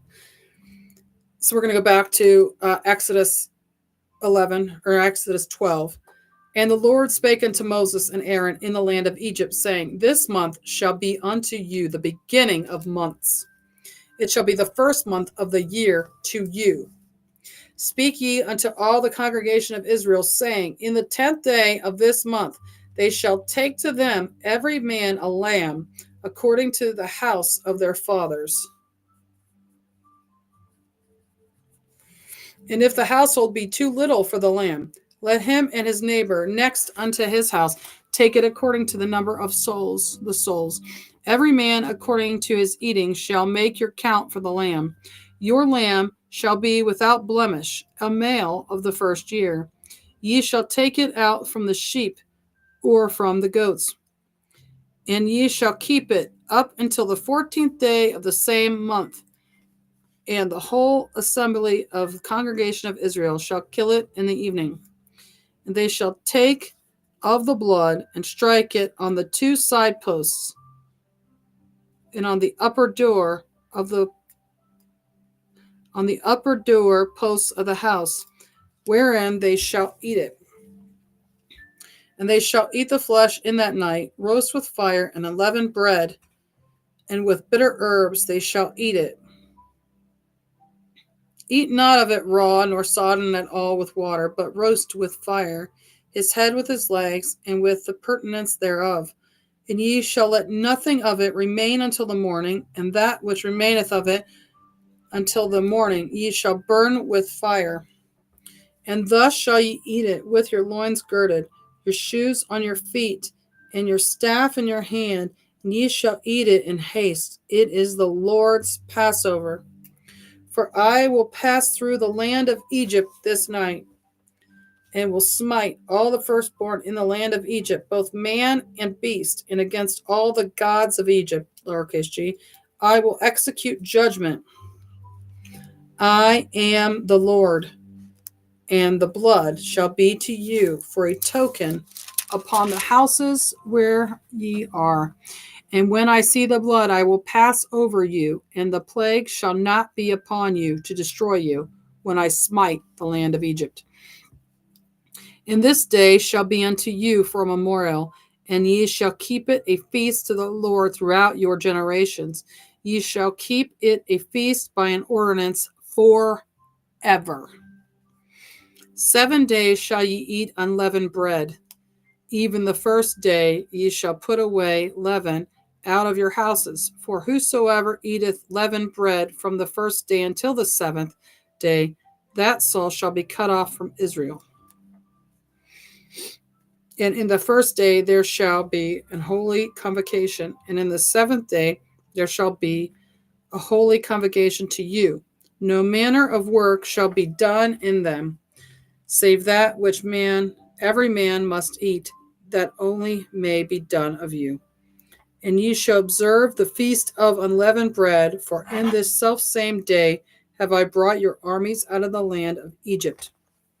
Therefore shall ye observe this day in your generation by an ordinance forever. In the first month, on the 14th day of the month, at even, ye shall eat unleavened bread until the 21st day of the month at even.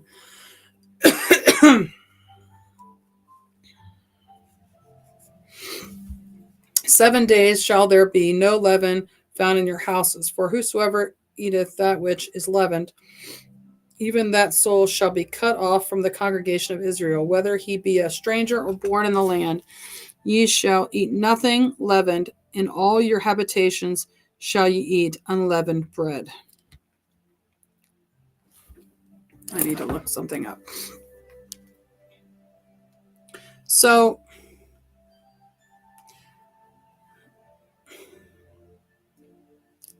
I find it super interesting because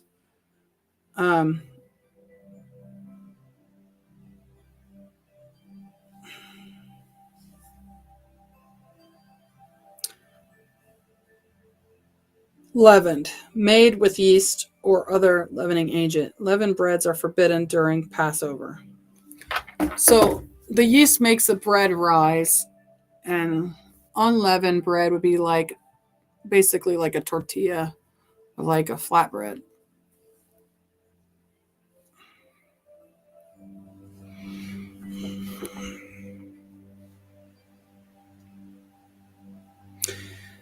And this definition says leaven symbolizes corruption, defilement, and sin.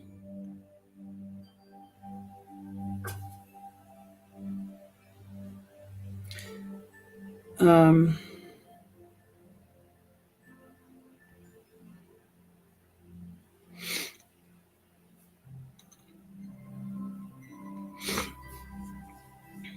it says in baking, leaven means to make dough lighter by adding gas.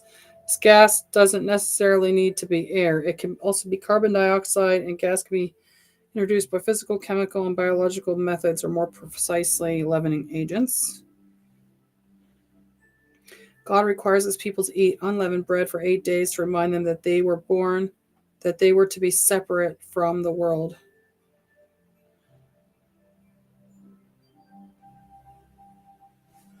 Huh.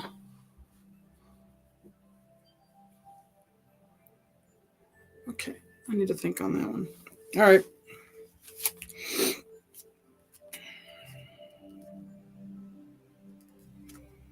Sorry, I lost my spot. Then Moses called for all the elders of Israel and said unto them, draw out and take you a lamb according to your families and kill the Passover. Okay. You shall take a bunch of hyssop and dip it in the blood that is in the basin, and strike the lintel and the 2 side posts with the blood that is in the basin. And none of you shall go out at the door of his house until the morning. For the Lord will pass through to smite the Egyptians, and when he seeth the blood upon the lintel and on the 2 side posts, the Lord will pass over the door and will not suffer the destroyer to come into your house to smite you. And he shall observe this thing for an ordinance to thee and to thy sons forever.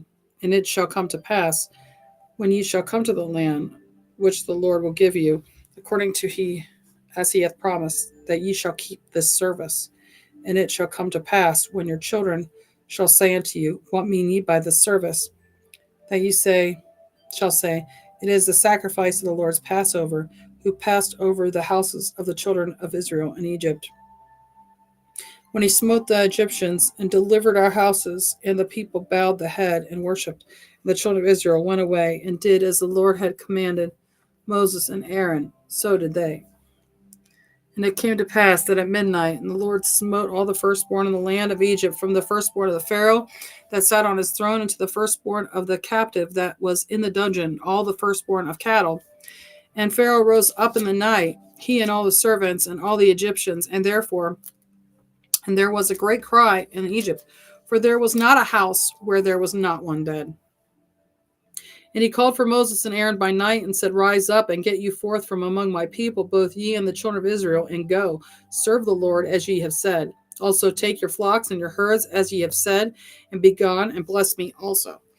And the Egyptians were urgent upon the people that they might send them out of the land in haste, for they said, we be all dead men. And the people took their dough before it was leavened, their kneading troughs being bound up in their clothes upon their shoulders. And the children of Israel did according to the word of Moses, and they borrowed of the Egyptians jewels of silver and jewels of gold and raiment. And the Lord gave the people favor in the sight of the Egyptians, so that they lent unto them such things as they required, and they spoiled the Egyptians. And the children of Israel journeyed from Ramses to Succoth. I can't say that Succoth. It's like Sukkoth or something. That's where they set up their tents. About 600,000 on foot that were men beside children. And a mixed multitude went up with them, and flocks and herds, even very much cattle. And they baked unleavened cakes of dough, which they brought forth out of Egypt, for it was not leavened, because they were thrust out of Egypt and could not tarry, neither had they prepared for themselves any victual. Now the sojourning of the children of Israel who dwelt in Egypt was 430 years. So they were there for 430 years.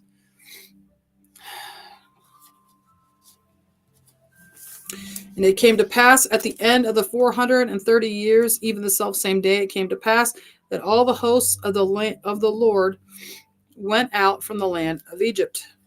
It is a night to be much observed unto the Lord for bringing them out from the land of Egypt.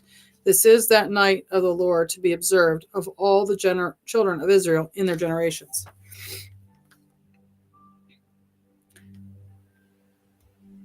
And the Lord said unto Moses and Aaron, This is the ordinance of the Passover. There shall no stranger eat thereof. In one house shall it be eaten. Thou shalt not carry forth aught of the flesh abroad out of the house, neither shall ye break a bone thereof. All the congregation of Israel shall keep it. And when a stranger shall sojourn with thee, and will keep the Passover unto the Lamb, let all his males be circumcised, and let him come near and keep it. And he shall be as one that is born in the land, for no uncircumcised person shall eat thereof. One law shall be to him that is homeborn, and unto the stranger that sojourneth among you. Thus did all the children of Israel, as the Lord commanded Moses and Aaron, so did they. And it came to pass the selfsame day that the Lord did bring the children of Israel out of the land of Egypt by their armies. And the Lord spake unto Moses, saying, Sanctify unto me all the firstborn, whatsoever openeth the womb among the children of Israel, both of man and of beast, it is mine. And Moses said unto the people, Remember this day in which ye came out from Egypt, out of the house of bondage, for by strength of hand the Lord brought you out from this place. There shall no leavened bread be eaten. This day ye came out in the month of Abib. And it shall be, when the Lord shall bring thee into the land of the Canaanites, and the Hittites, and Amorites, and Hivites, and Jebusites, which he sware unto thy fathers to give thee, a land flowing with milk and honey, that thou shalt keep this service in this month. 7 days thou shalt eat unleavened bread, and in the 7th day shall be a feast to the Lord. Unleavened bread shall be eaten 7 days, and there shall no leavened bread be seen with thee, neither shall there be leaven seen with thee in all thy quarters. And thou shalt show thy son in that day, saying, This is done because of that which the Lord did unto me when I went forth out of Egypt. And it shall be for a sign unto thee upon thine hand, and for a memorial between thine eyes, that the Lord's law may be in thy mouth. For with a strong hand hath the Lord brought thee out of Egypt. Wow. So I don't know if you caught any of that part about the hand and like the forehead. So that's a huge thing, because in Revelation it talks about how the mark of the beast will be. There's also a mark of God. So in this particular thing, there's a mark of God, and it's on the hand and on thy forehead, right? So it says, And it shall be for a sign unto thee upon thine hand, and for a memorial between thine eyes, that the Lord's law may be in thy mouth. For a strong hand hath the Lord brought thee out of Egypt.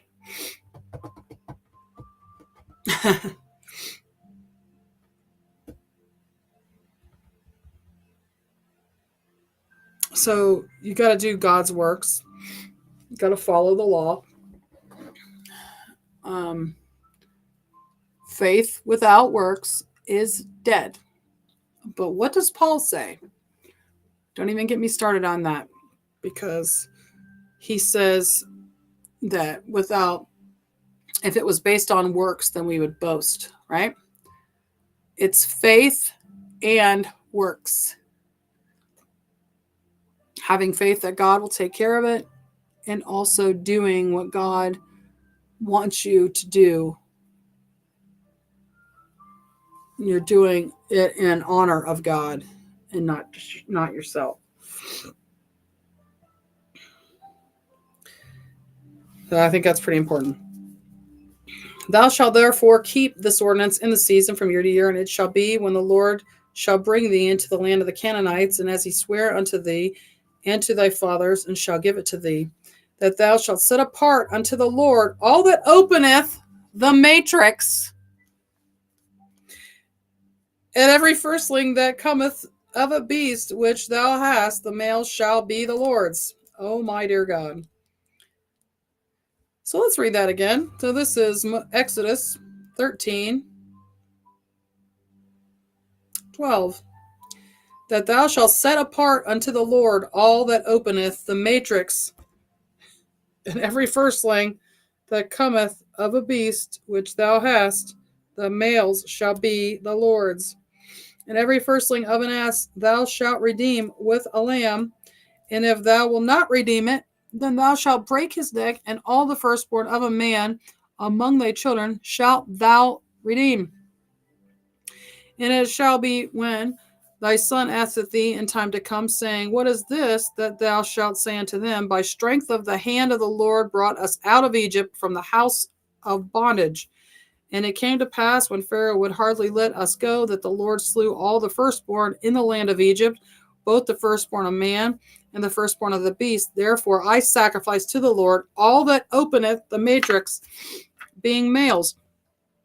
But all the firstborn of my children I redeem. And it shall be for a token upon thine hand, and for the frontlets between thy eyes. For by strength of hand the Lord brought us forth out of Egypt.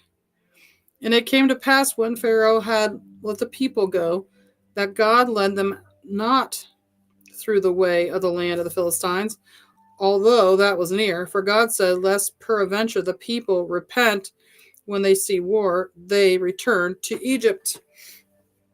But God led the people about through the way of the wilderness of the Red Sea, and the children of Israel went up harnessed out of the land of Egypt. And Moses took the bones of Joseph with him, for he had straitly sworn the children of Israel, saying, God will surely visit you, and ye shall carry up my bones away hence with you. And they took their journey from Succoth and encamped in Etham, in the edge of the wilderness. So Moses took Joseph's bones out. Oh, there's prophecy right there, right?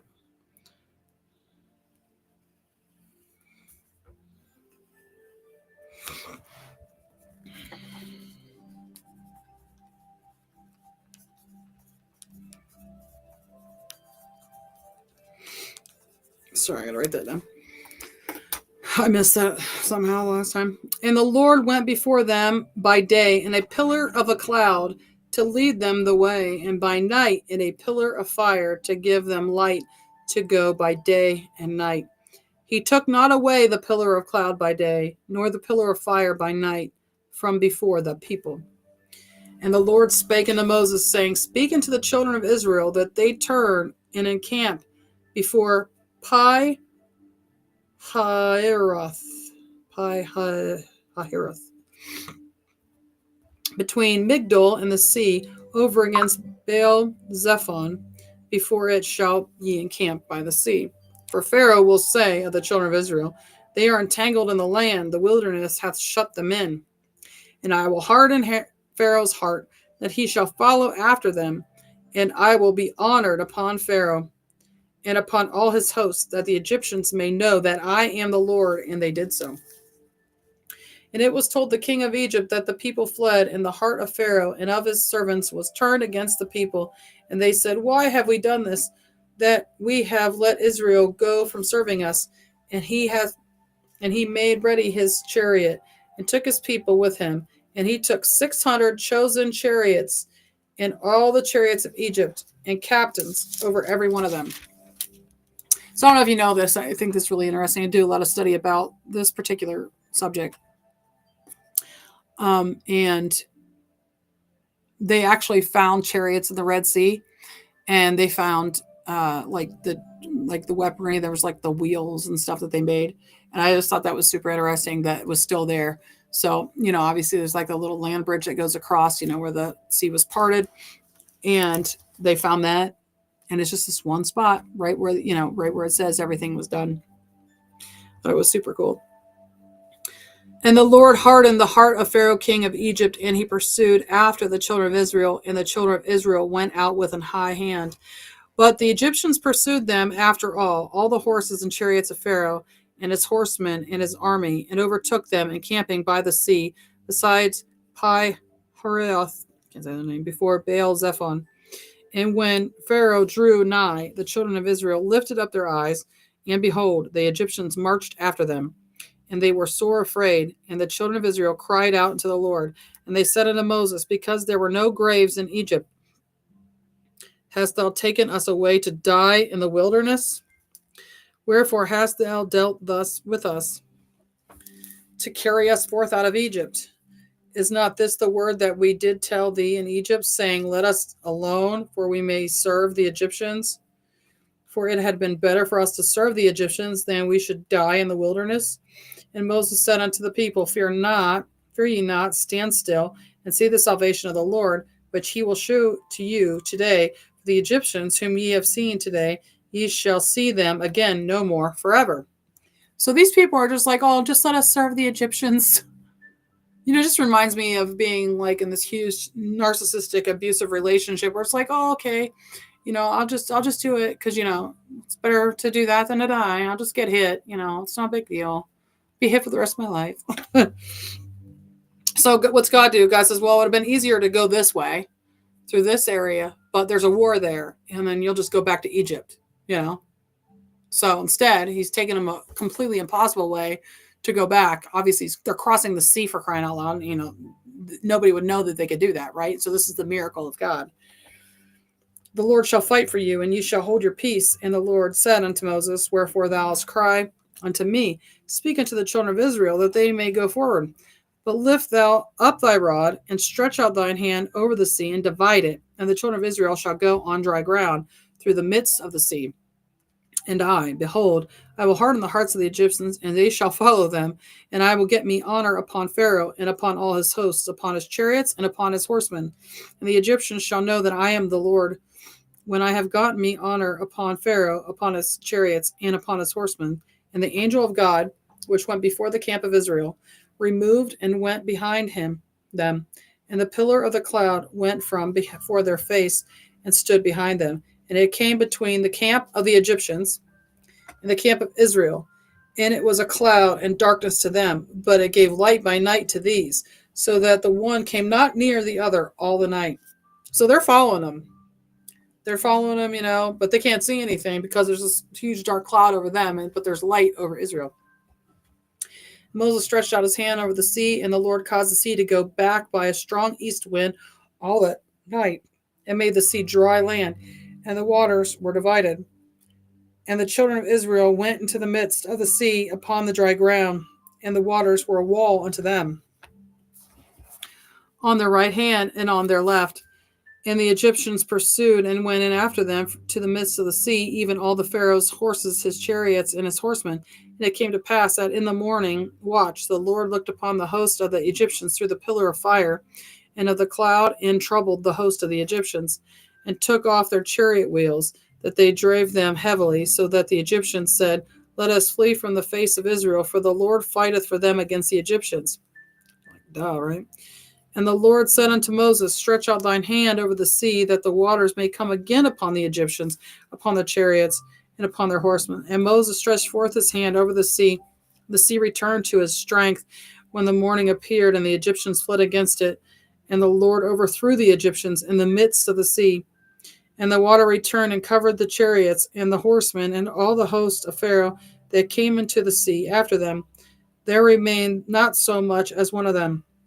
But the children of Israel walked upon dry land in the midst of the sea, and the waters were a wall upon them, on their right hand and on their left. Thus the Lord saved Israel that day out of the hand of the Egyptians, and Israel saw the Egyptians dead upon the seashore.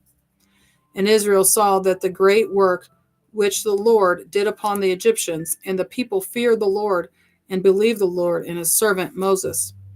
Then sang Moses and the children of Israel this song unto the Lord, and spake, saying, I will sing unto the Lord, for he hath triumphed gloriously. The horse and his rider hath he thrown into the sea. The Lord is my strength and song, and he is become my salvation. He is my God, and I will prepare him an habitation, my father's God, and I will exalt him. The Lord is a man of war. The Lord is his name. Pharaoh's chariots and his host hath he cast into the sea. His chosen captains also are drowned in the Red Sea. The depths have covered them. They sank into the bottom as a stone. Thy right hand, O Lord, is become glorious in power. Thy right hand, O Lord, hath dashed in pieces the enemy. And in the greatness of thine excellency, thou hast overthrown them that rose up against thee. Thou sendest forth thy wrath, which consumed them as stubble. And with the blast of thy nostrils, the waters were gathered together. The floods stood upright as a heap. And the depths were congealed in the heart of the sea. The enemy said, I will pursue, I will overtake, I will divide the spoil. My lust shall be satisfied upon them. I will draw my sword, my hand shall destroy them. Thou didst blow with thy wind. The sea covered them. They sank as lead in the mighty waters.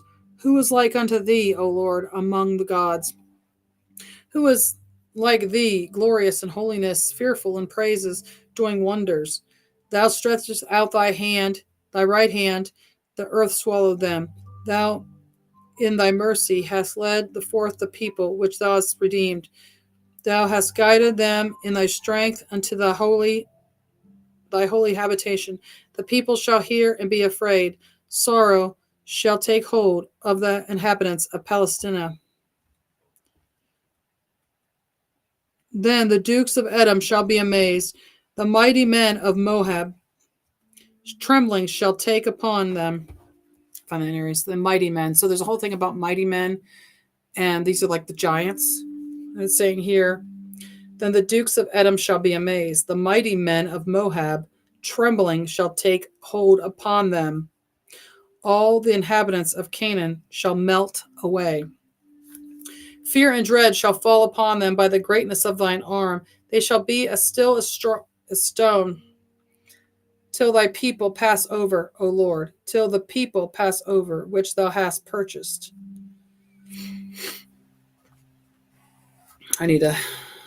I'm underlining mighty men because I'm doing this section about mighty men, and I thought I got all of them, but I didn't. Fear and dread shall fall upon them. By the greatness of thine arm they shall still stone, till the people pass over, O Lord, till the people pass over, which thou hast purchased. Thou shalt bring them in and plant them in the mountain of thine inheritance, in the place, O Lord, which thou hast made for thee to dwell in the sanctuary, O Lord, which thy hands have established. The Lord shall reign forever and ever. This is obviously Canaan, right? The land of milk and honey. The Lord shall reign forever and ever. For the horse of Pharaoh went in with his chariots and with his horsemen into the sea, and the Lord brought again the waters of the sea upon them. But the children of Israel went on dry land in the midst of the sea. And Miriam, the prophetess, the sister of Aaron. Prophetess. Interesting. So, a lot of people say, oh, women don't have any roles in the Old Testament. They don't have any roles as prophets. There's several prophets that are women. And it's talking about her. The sister of Aaron took a timbrel in her hand, and all the women went out after her with timbrels and with dances. I guess it's like a tambourine. And Miriam answered them, sing ye to the Lord, for he hath triumphed gloriously. The horse and his rider hath he thrown into the sea. So Moses brought Israel from the Red Sea, and they went out into the wilderness of Shur. And they went 3 days in the wilderness and found no water. And when they came to Marah, they could not drink of the waters of Marah, for they were bitter. Therefore the name of it was called Marah. That must mean bitter. And the people murmured against Moses, saying, what shall we drink? And he cried unto the Lord, and the Lord showed him a tree, which when he had cast into the waters were made sweet. There he made for them a statute and an ordinance, and there he proved them. It's a really important part right there. And said, if thou wilt diligently hearken to the voice of the Lord thy God, and will do which is right in his sight, and will give ear to his commandments, and keep all his statutes, I will put none of these diseases upon thee, which I have brought upon the Egyptians, for I am the Lord that healeth thee. And they came to Elim, where there were 12 wells of water, and 70 palm trees. 70, so 20 years, 20, 40, 60, 63 palm trees. No, 70. And they encamped there by the water. And they took their journey from Elim. And all the congregation of the children of Israel came unto the wilderness of Sin, which is between Elim and Sinai, on the 15th day of the second month after the departing out of the land of Egypt. So we're going by like a Hebrew calendar. So April's the 1st. So spring is the first month. So if you guys didn't know this, there's like a in between like a March and April type thing where spring starts, which is the Hebrew month. And we're not operating on the right calendar. And so it's a big joke, like April Fools. It's a big joke. It's like supposed to be like our New Year's Day now is not New Year's. It's not the new year. God wouldn't start the new year at the end of a cycle. He'd start at the beginning, which would be growth and renewal and trees and grass and, beauty. And of course, they messed with everything. So our months are off. And there's several Bibles actually. I think it was, several of the Bibles actually have the actual calendar in it, how it was and what the days were.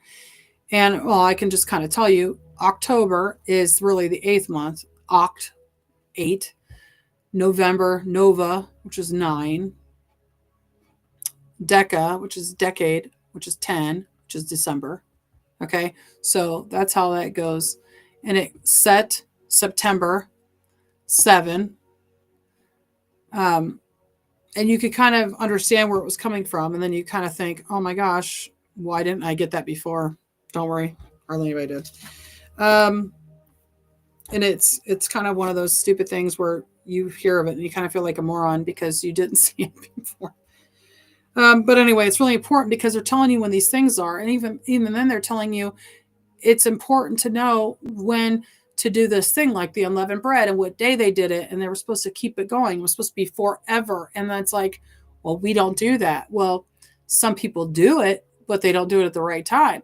So if you're celebrating, Passover and you're doing the ordinance of Passover, you're not even doing it at the right time. So there's no friggin' point to it. You're doing it at the wrong time. So they knew what they were doing.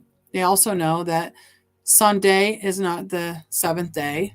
We're supposed to rest, right? And it's not. Sunday's the first day. So it's just really disheartening how much we've been lied to. And once you start figuring it out, then you could say, what if it's possible that we've been lied to about a lot of other things? And which you could get out of your head and understand that we have. And that's how you start learning. You start looking things up and you start seeking. So there's these 12 wells of water. So I was telling you it was important about that tree. It's very important about the tree.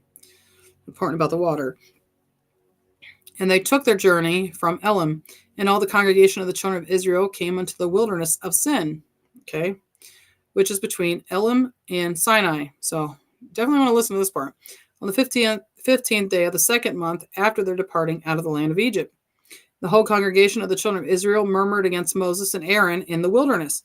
And the children of Israel said unto them, would to God we had died by the hand of the Lord in the land of Egypt, when we sat by the flesh pots, and when we did eat bread to the full. For we have brought us forth into this wilderness to kill us, whole assembly, with hunger. Then said the Lord unto Moses, behold, I will rain bread from heaven for you. And the people shall go out and gather a certain rate every day, that I may prove them whether they will walk in my law or no. And it shall come to pass that on the 6th day they shall prepare that which they bring in, and it shall be twice as much as they gather daily. And Moses and Aaron said unto all the children of Israel at even, Then ye shall know that the Lord hath brought you out from the land of Egypt. And in the morning then ye shall see the glory of the God, for that of the Lord, for that he heareth your murmurings against the Lord. And what are we that ye murmur against us? And Moses said, This shall be when the Lord shall give you in the evening flesh to eat, and in the morning bread to the full, that the Lord heareth your murmurings, which ye murmur against him. And what are we? Your murmurings are not against us, but against the Lord. And Moses spake unto, because they're doing God's work. And Moses spake unto Aaron, saying unto the children of all the congregation of the children of Israel, Come near before the Lord, for he hath heard your murmurings. And it came to pass, as Aaron spake unto the whole congregation of the children of Israel, that they looked toward the wilderness, and behold, the glory of the Lord appeared in the cloud. And the Lord spake unto Moses, saying, I have heard the murmurings of the children of Israel. Speak unto them, saying, At even ye shall eat flesh, and in the morning ye shall be filled with bread, and ye shall know that I am the Lord your God. And it came to pass that at the even the quails came up and covered the camp. And in the morning the dew lay around about the host. And when the dew that lay was gone up, behold, upon the face of the wilderness there lay a small round thing, as small as the hoar, Hoar, frost on the ground. And when the children of Israel saw it, they said one to another, It is manna, for they wist not what it was. And Moses said unto them, This is thy bread, the bread which the Lord hath given you to eat. This is the thing which the Lord hath commanded. Gather of it every man according to his eating, an omer for every man according to the number of your persons. Take ye every man for them which are in his tents. And the children of Israel did so, and gathered some more, some less. And when they did meet it with an omer, he that gathered much had nothing over, and he that gathered little had no lack. They gathered every man according to his eating. And Moses said that let no man leave of it till the morning. Notwithstanding, they hearkened not unto Moses, but some of them left of it until the morning, and it bred worms, and stank, and Moses was wroth with them. And they gathered it every morning, every man according to his eating. And when the sun waxed hot, it melted. And it came to pass that on the 6th day they gathered twice as much bread, 2 omers for one man. And all the rulers of the congregation came and told Moses. And he said unto them, This is that which the Lord hath said. Tomorrow is the rest of the holy Sabbath. And to the Lord bake that which ye will bake today, and see that ye will seethe that, and that which remaineth overlay up for you to be kept until the morning.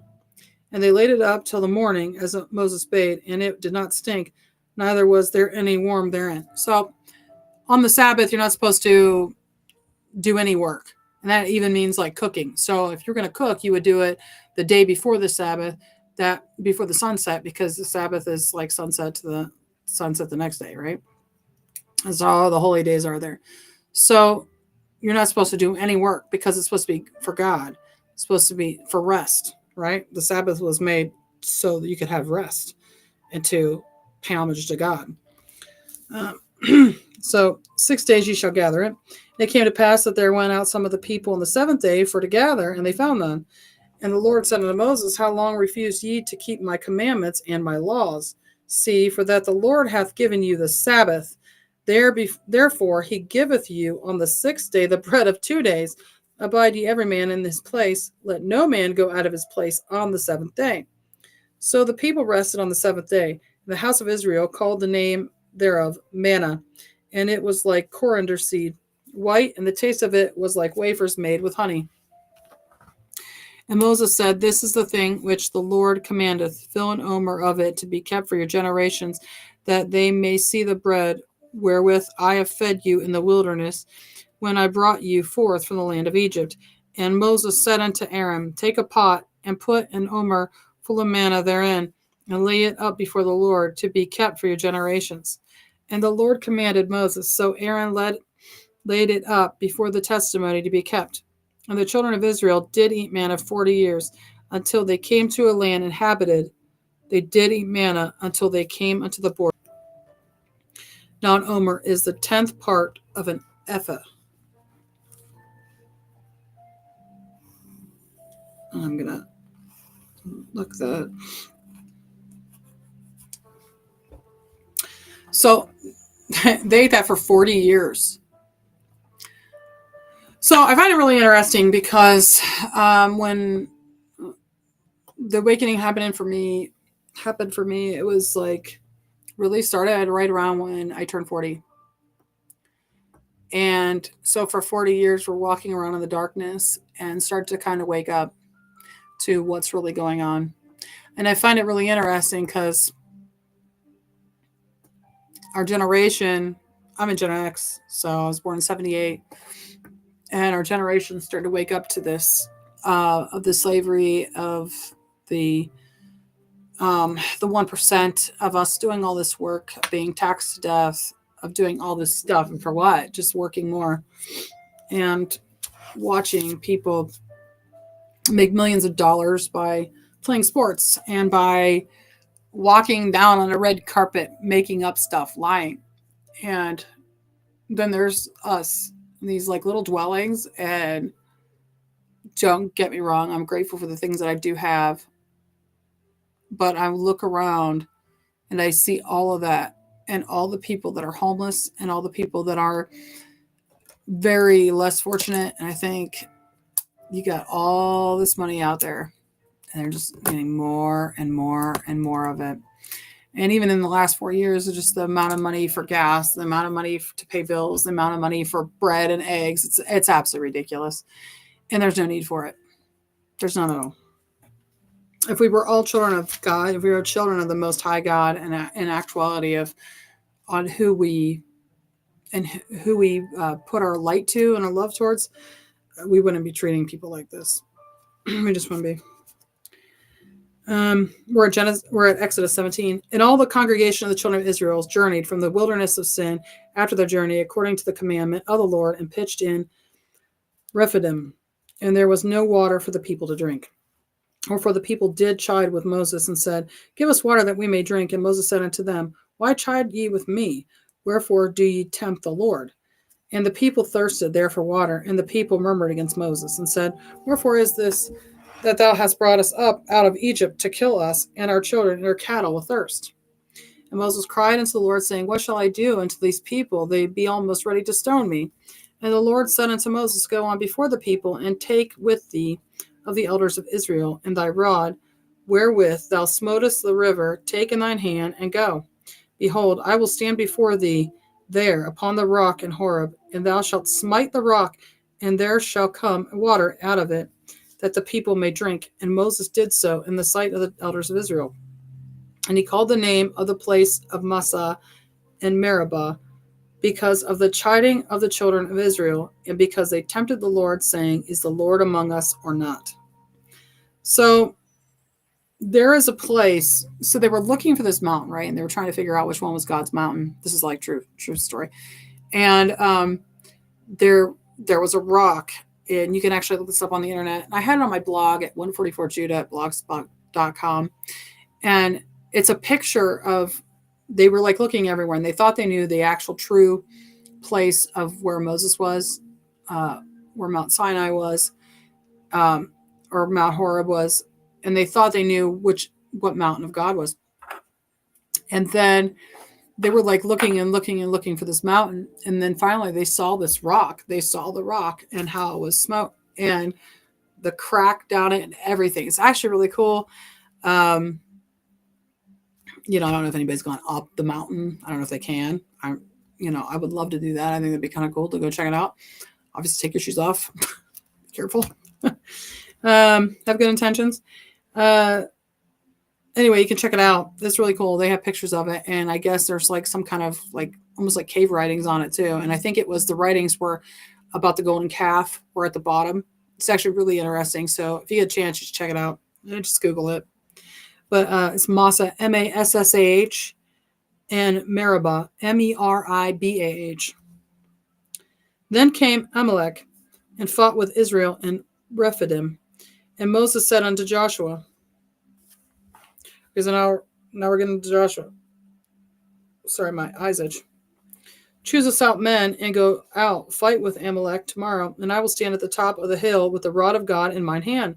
So Joshua did as Moses said to him and fought with Amalek. And Moses, Aaron, and Hur went up to the top of the hill. And it came to pass, when Moses held up his hand, that Israel prevailed. And when he let down his hand, Amalek prevailed. But Moses' hands were heavy, and they took a stone and put it under him. And he sat thereon, and Aaron and Hur stayed up his hands, the one on the one side and the one on the other side. And his hands were steady until the going down of the sun. And Joshua discomfited Amalek and his people with the edge of the sword. And the Lord said unto Moses, write this for a memorial in a book, and rehearse it in the ears of Joshua. For I will utterly put out the remembrance of Amalek from under heaven. Moses built an altar and called the name of it Jehovah Nisi. For he said, because the Lord hath sworn that the Lord will have war with Amalek from generation to generation.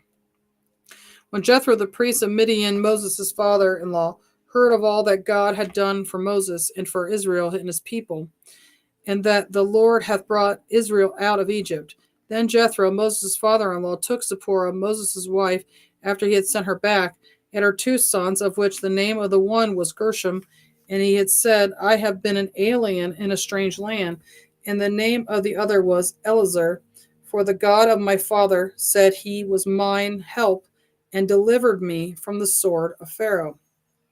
And Jethro, Moses' father-in-law, came with his sons and his wife unto Moses into the wilderness, where he encamped at the mount of God.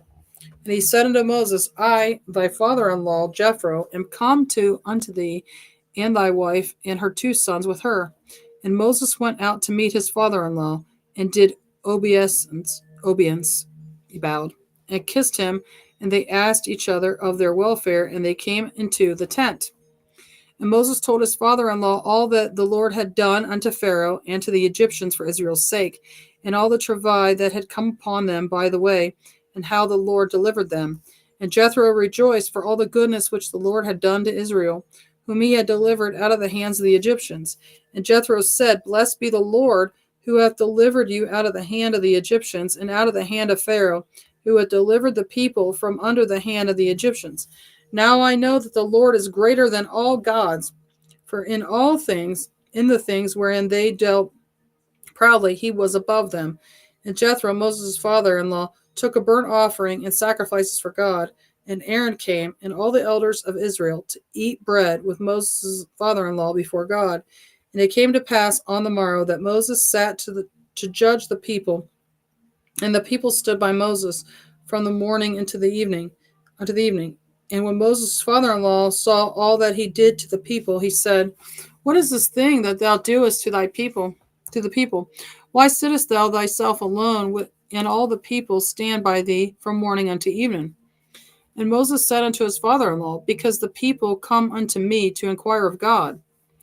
When they have a matter, they come unto me, and I judge between one and another, and I do make them know the statutes of God and his laws.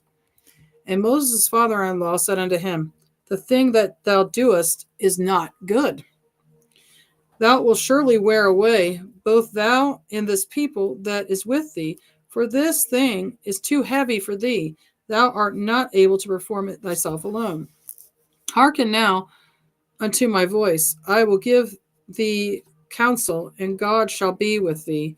Be thou for the people to Godward, that thou mayest bring the causes unto God. And thou shalt teach them ordinances and laws, and shalt show them the way wherein they must walk, and the work that they must do.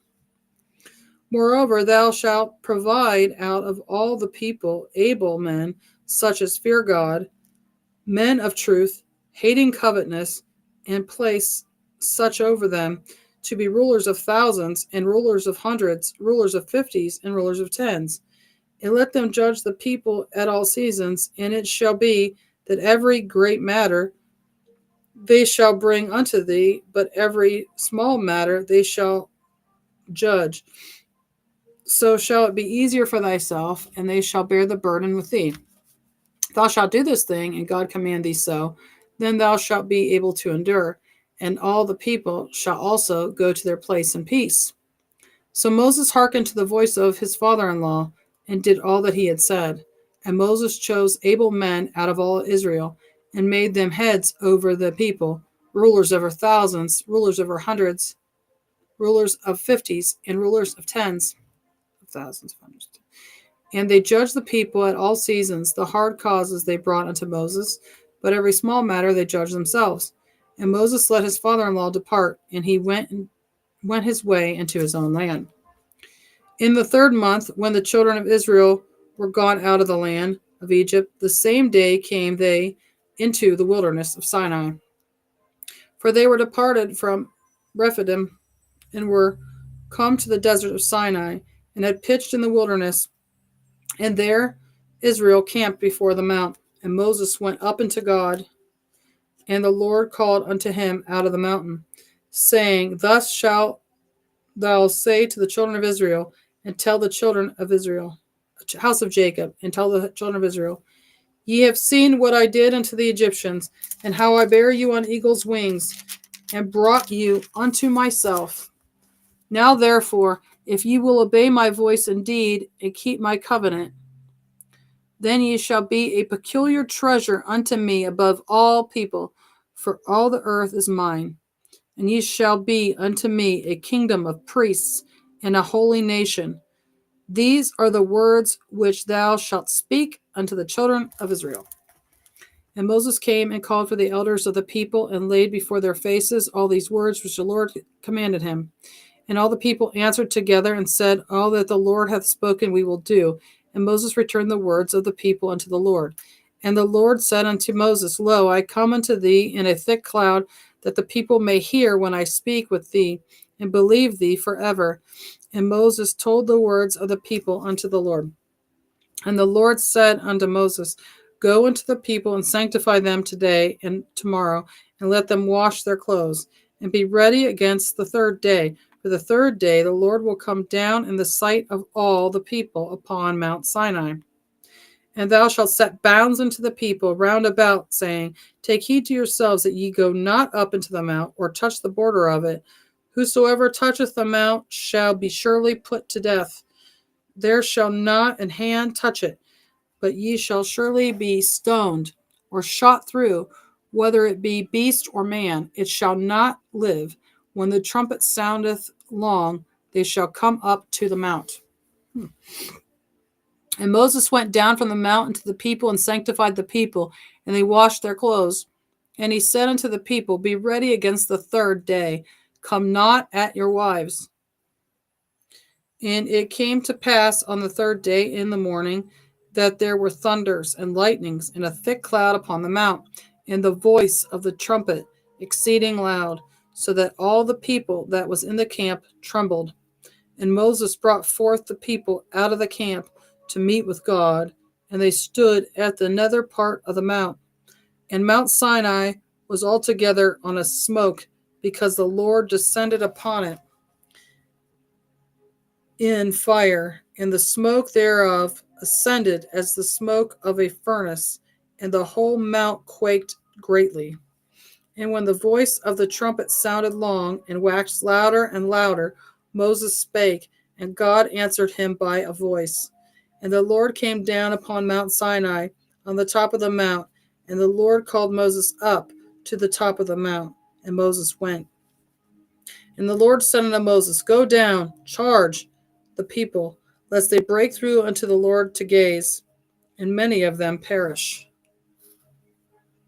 And let the priests also, which come near to the Lord, sanctify themselves, lest the Lord break forth upon them. And Moses said unto the Lord, The people cannot come up to the Mount Sinai, for thou chargest us, saying, Set bounds upon the mount, and sanctify it. And the Lord said unto him, Away, get thee down, and thou shalt come up, thou and Aaron with thee. But let not the priest and the people break through to come up unto the Lord, lest he break forth upon them.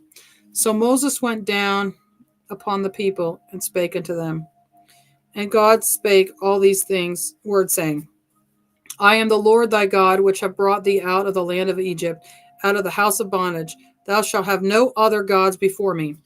Thou shalt not make unto thee any graven image or any likeness of anything that is in heaven above, or that is in the earth beneath, or that is in the water under the earth.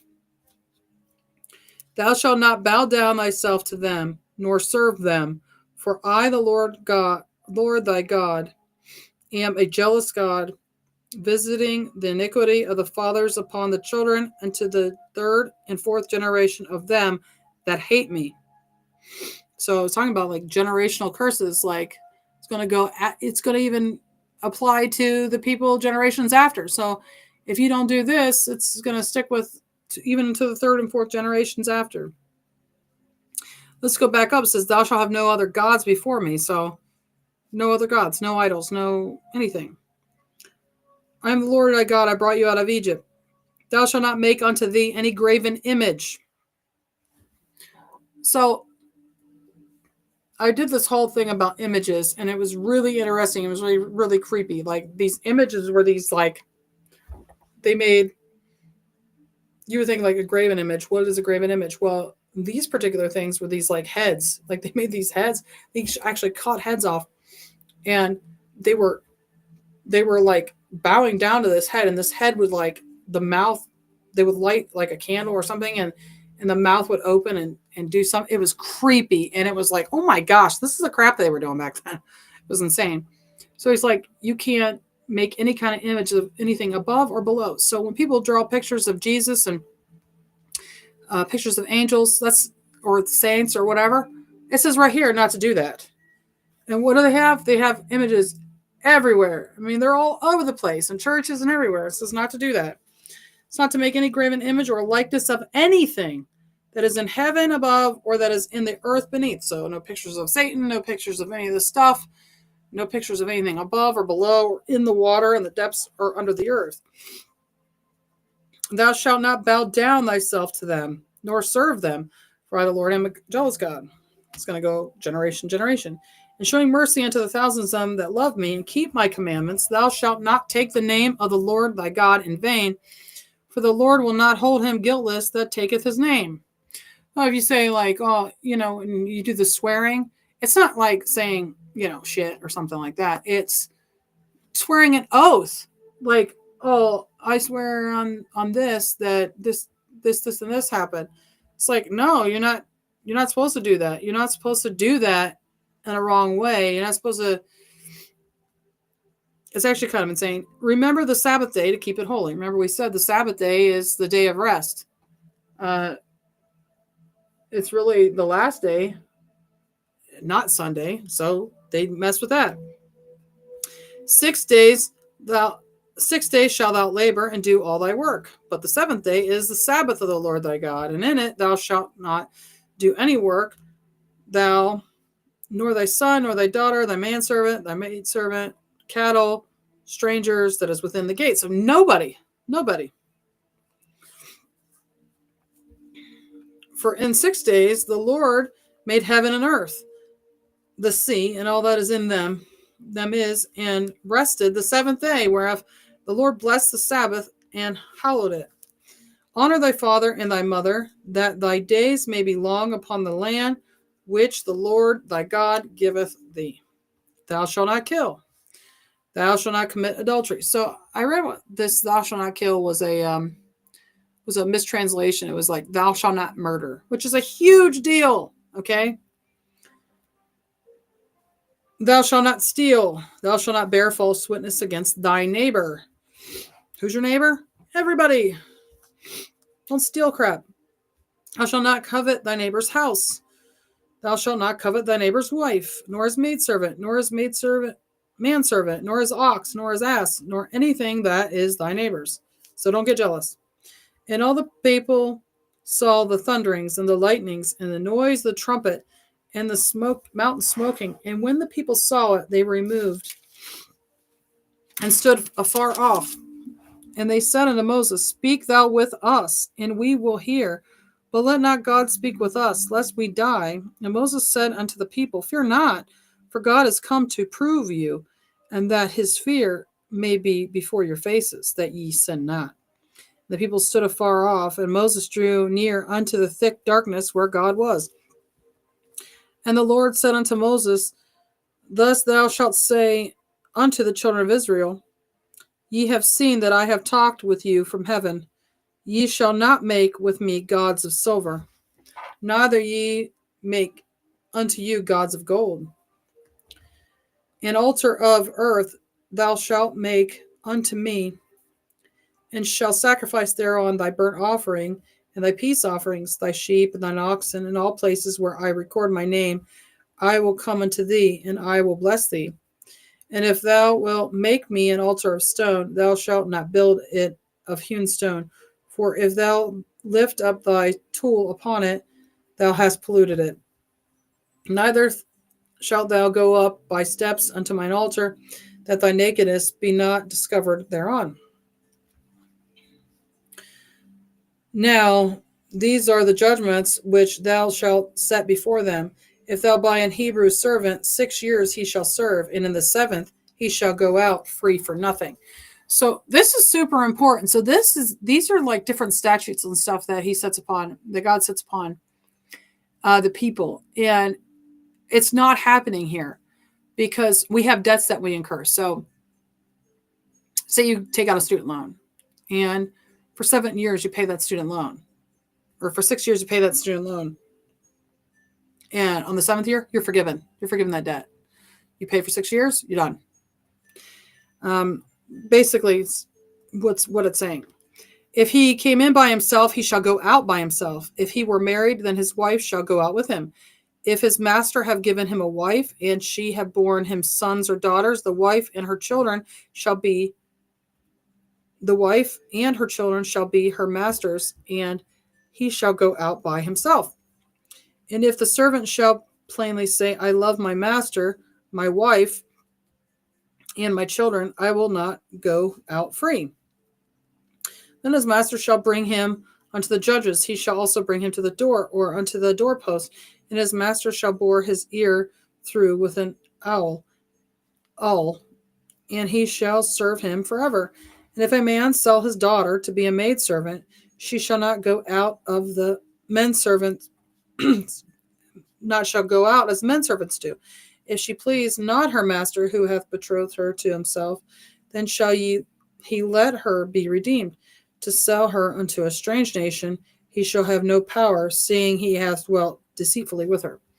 So a lot of this stuff, it might not make any sense to a lot of people, but I mean, there were these rules. So if you were a slave, it was like, be a slave to God, do a good job for God, and then after your term that you've been a slave, you are free.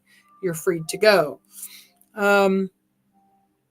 If you don't do a good job, then you don't get this. If you do a good job, then you get that. And it's kind of what I feel like this whole part is saying. Is it screwy? Sure. Now, because we have the illusion of being free. Like, we're free as in, like, I can go to get a job. I can get a job basically wherever I want, within reason. I mean, I might have to go to school for it. I might have to do certain things I don't want to do in order to get the job, but we are able to do that if we want, right? If we so desire. So it seems different here. Obviously, women have to me, the short end of the stick, but maybe not. I don't know. So Exodus is pretty messed up, but it gives you this whole rules. And as you can see, I keep going through, like, we are pretty far from Leviticus, and Leviticus is the next book, it's the third book of the Bible, and we're at Exodus 21. So this is where we're talking about the judgments and setting for these judgments, and it goes all the way to Exodus 40, and I'm clearly not going to read that much today, but I will tell you, I'm going to stop right now. I definitely want to continue on, because the next part is the eye for an eye, tooth for a tooth, and when Jesus comes, Jesus says, okay, not that anymore. We're not doing that anymore. Now we're living in this different time. So turn the other cheek, let God take care of this stuff. Why does Jesus say that? What have we learned at this point? Where do we go from there? I feel like Exodus is such a good book. And my husband and I, we talk about this stuff all the time. He doesn't really like how things were done. And obviously, I get it. It sounds pretty insane. But when you read during, like, he believes that, the word Elohim is different translation. So one would be like God. So like El is God, right? So El Shaddai was God Almighty, right? So the word Elohim is this plural word, and it's for gods, okay? And so there's a lot of talk that the Elohim were from a different place and came down, and people portrayed them as God, as the Most High God. And from what I know, God is an energy. God is not a man. God is not a woman. God is energy. God is light. God is both feminine and masculine. God is everything. And so the human side of it, or this physical aspect of it that comes down at this point, they talk about the Elohim. There are many gods, and people could have thought, the different angels were gods. They could have thought these mighty men were gods. The Nephilim, they had the giants. Were in those days, there were giants. There were the sons of God were with the daughters of men, right? And so people could have made them their gods. A lot of people thought Nimrod was like a god. Nimrod was the guy that did the Tower of Babel. And so there's just a lot of stuff going on there. So I guess I'm going to pose this question. If you listen this long, and I see there's people on here, and thank you so much for listening to me. I really appreciate it. Like I said, I'm Danielle. I do the Intuitive Shaman. I'm doing a podcast. I'm kind of starting everywhere, but I love reading the Bible, and I love reading all the lost scriptures. And this was Exodus today. And my question I posed to you, do you believe the Elohim were from a different place, like space, maybe fallen angels, or I don't know, whatever. Please put in the comment sections. I'm going to go check the comments, because I'm sure I probably got at least one, and because I've been on here forever. But I appreciate you guys listening to me today. That was out of the KJV Bible. Probably going to get on a couple times a week and do a stream, and try to keep it up. And I'm going to do shows about other things, mystical and spiritual. And I do plan on talking about some really cool things about light and healing. So I hope you can join me again, and I'll talk to you guys later. God bless you. Have a good one. Bye. I got to figure out how it turns off.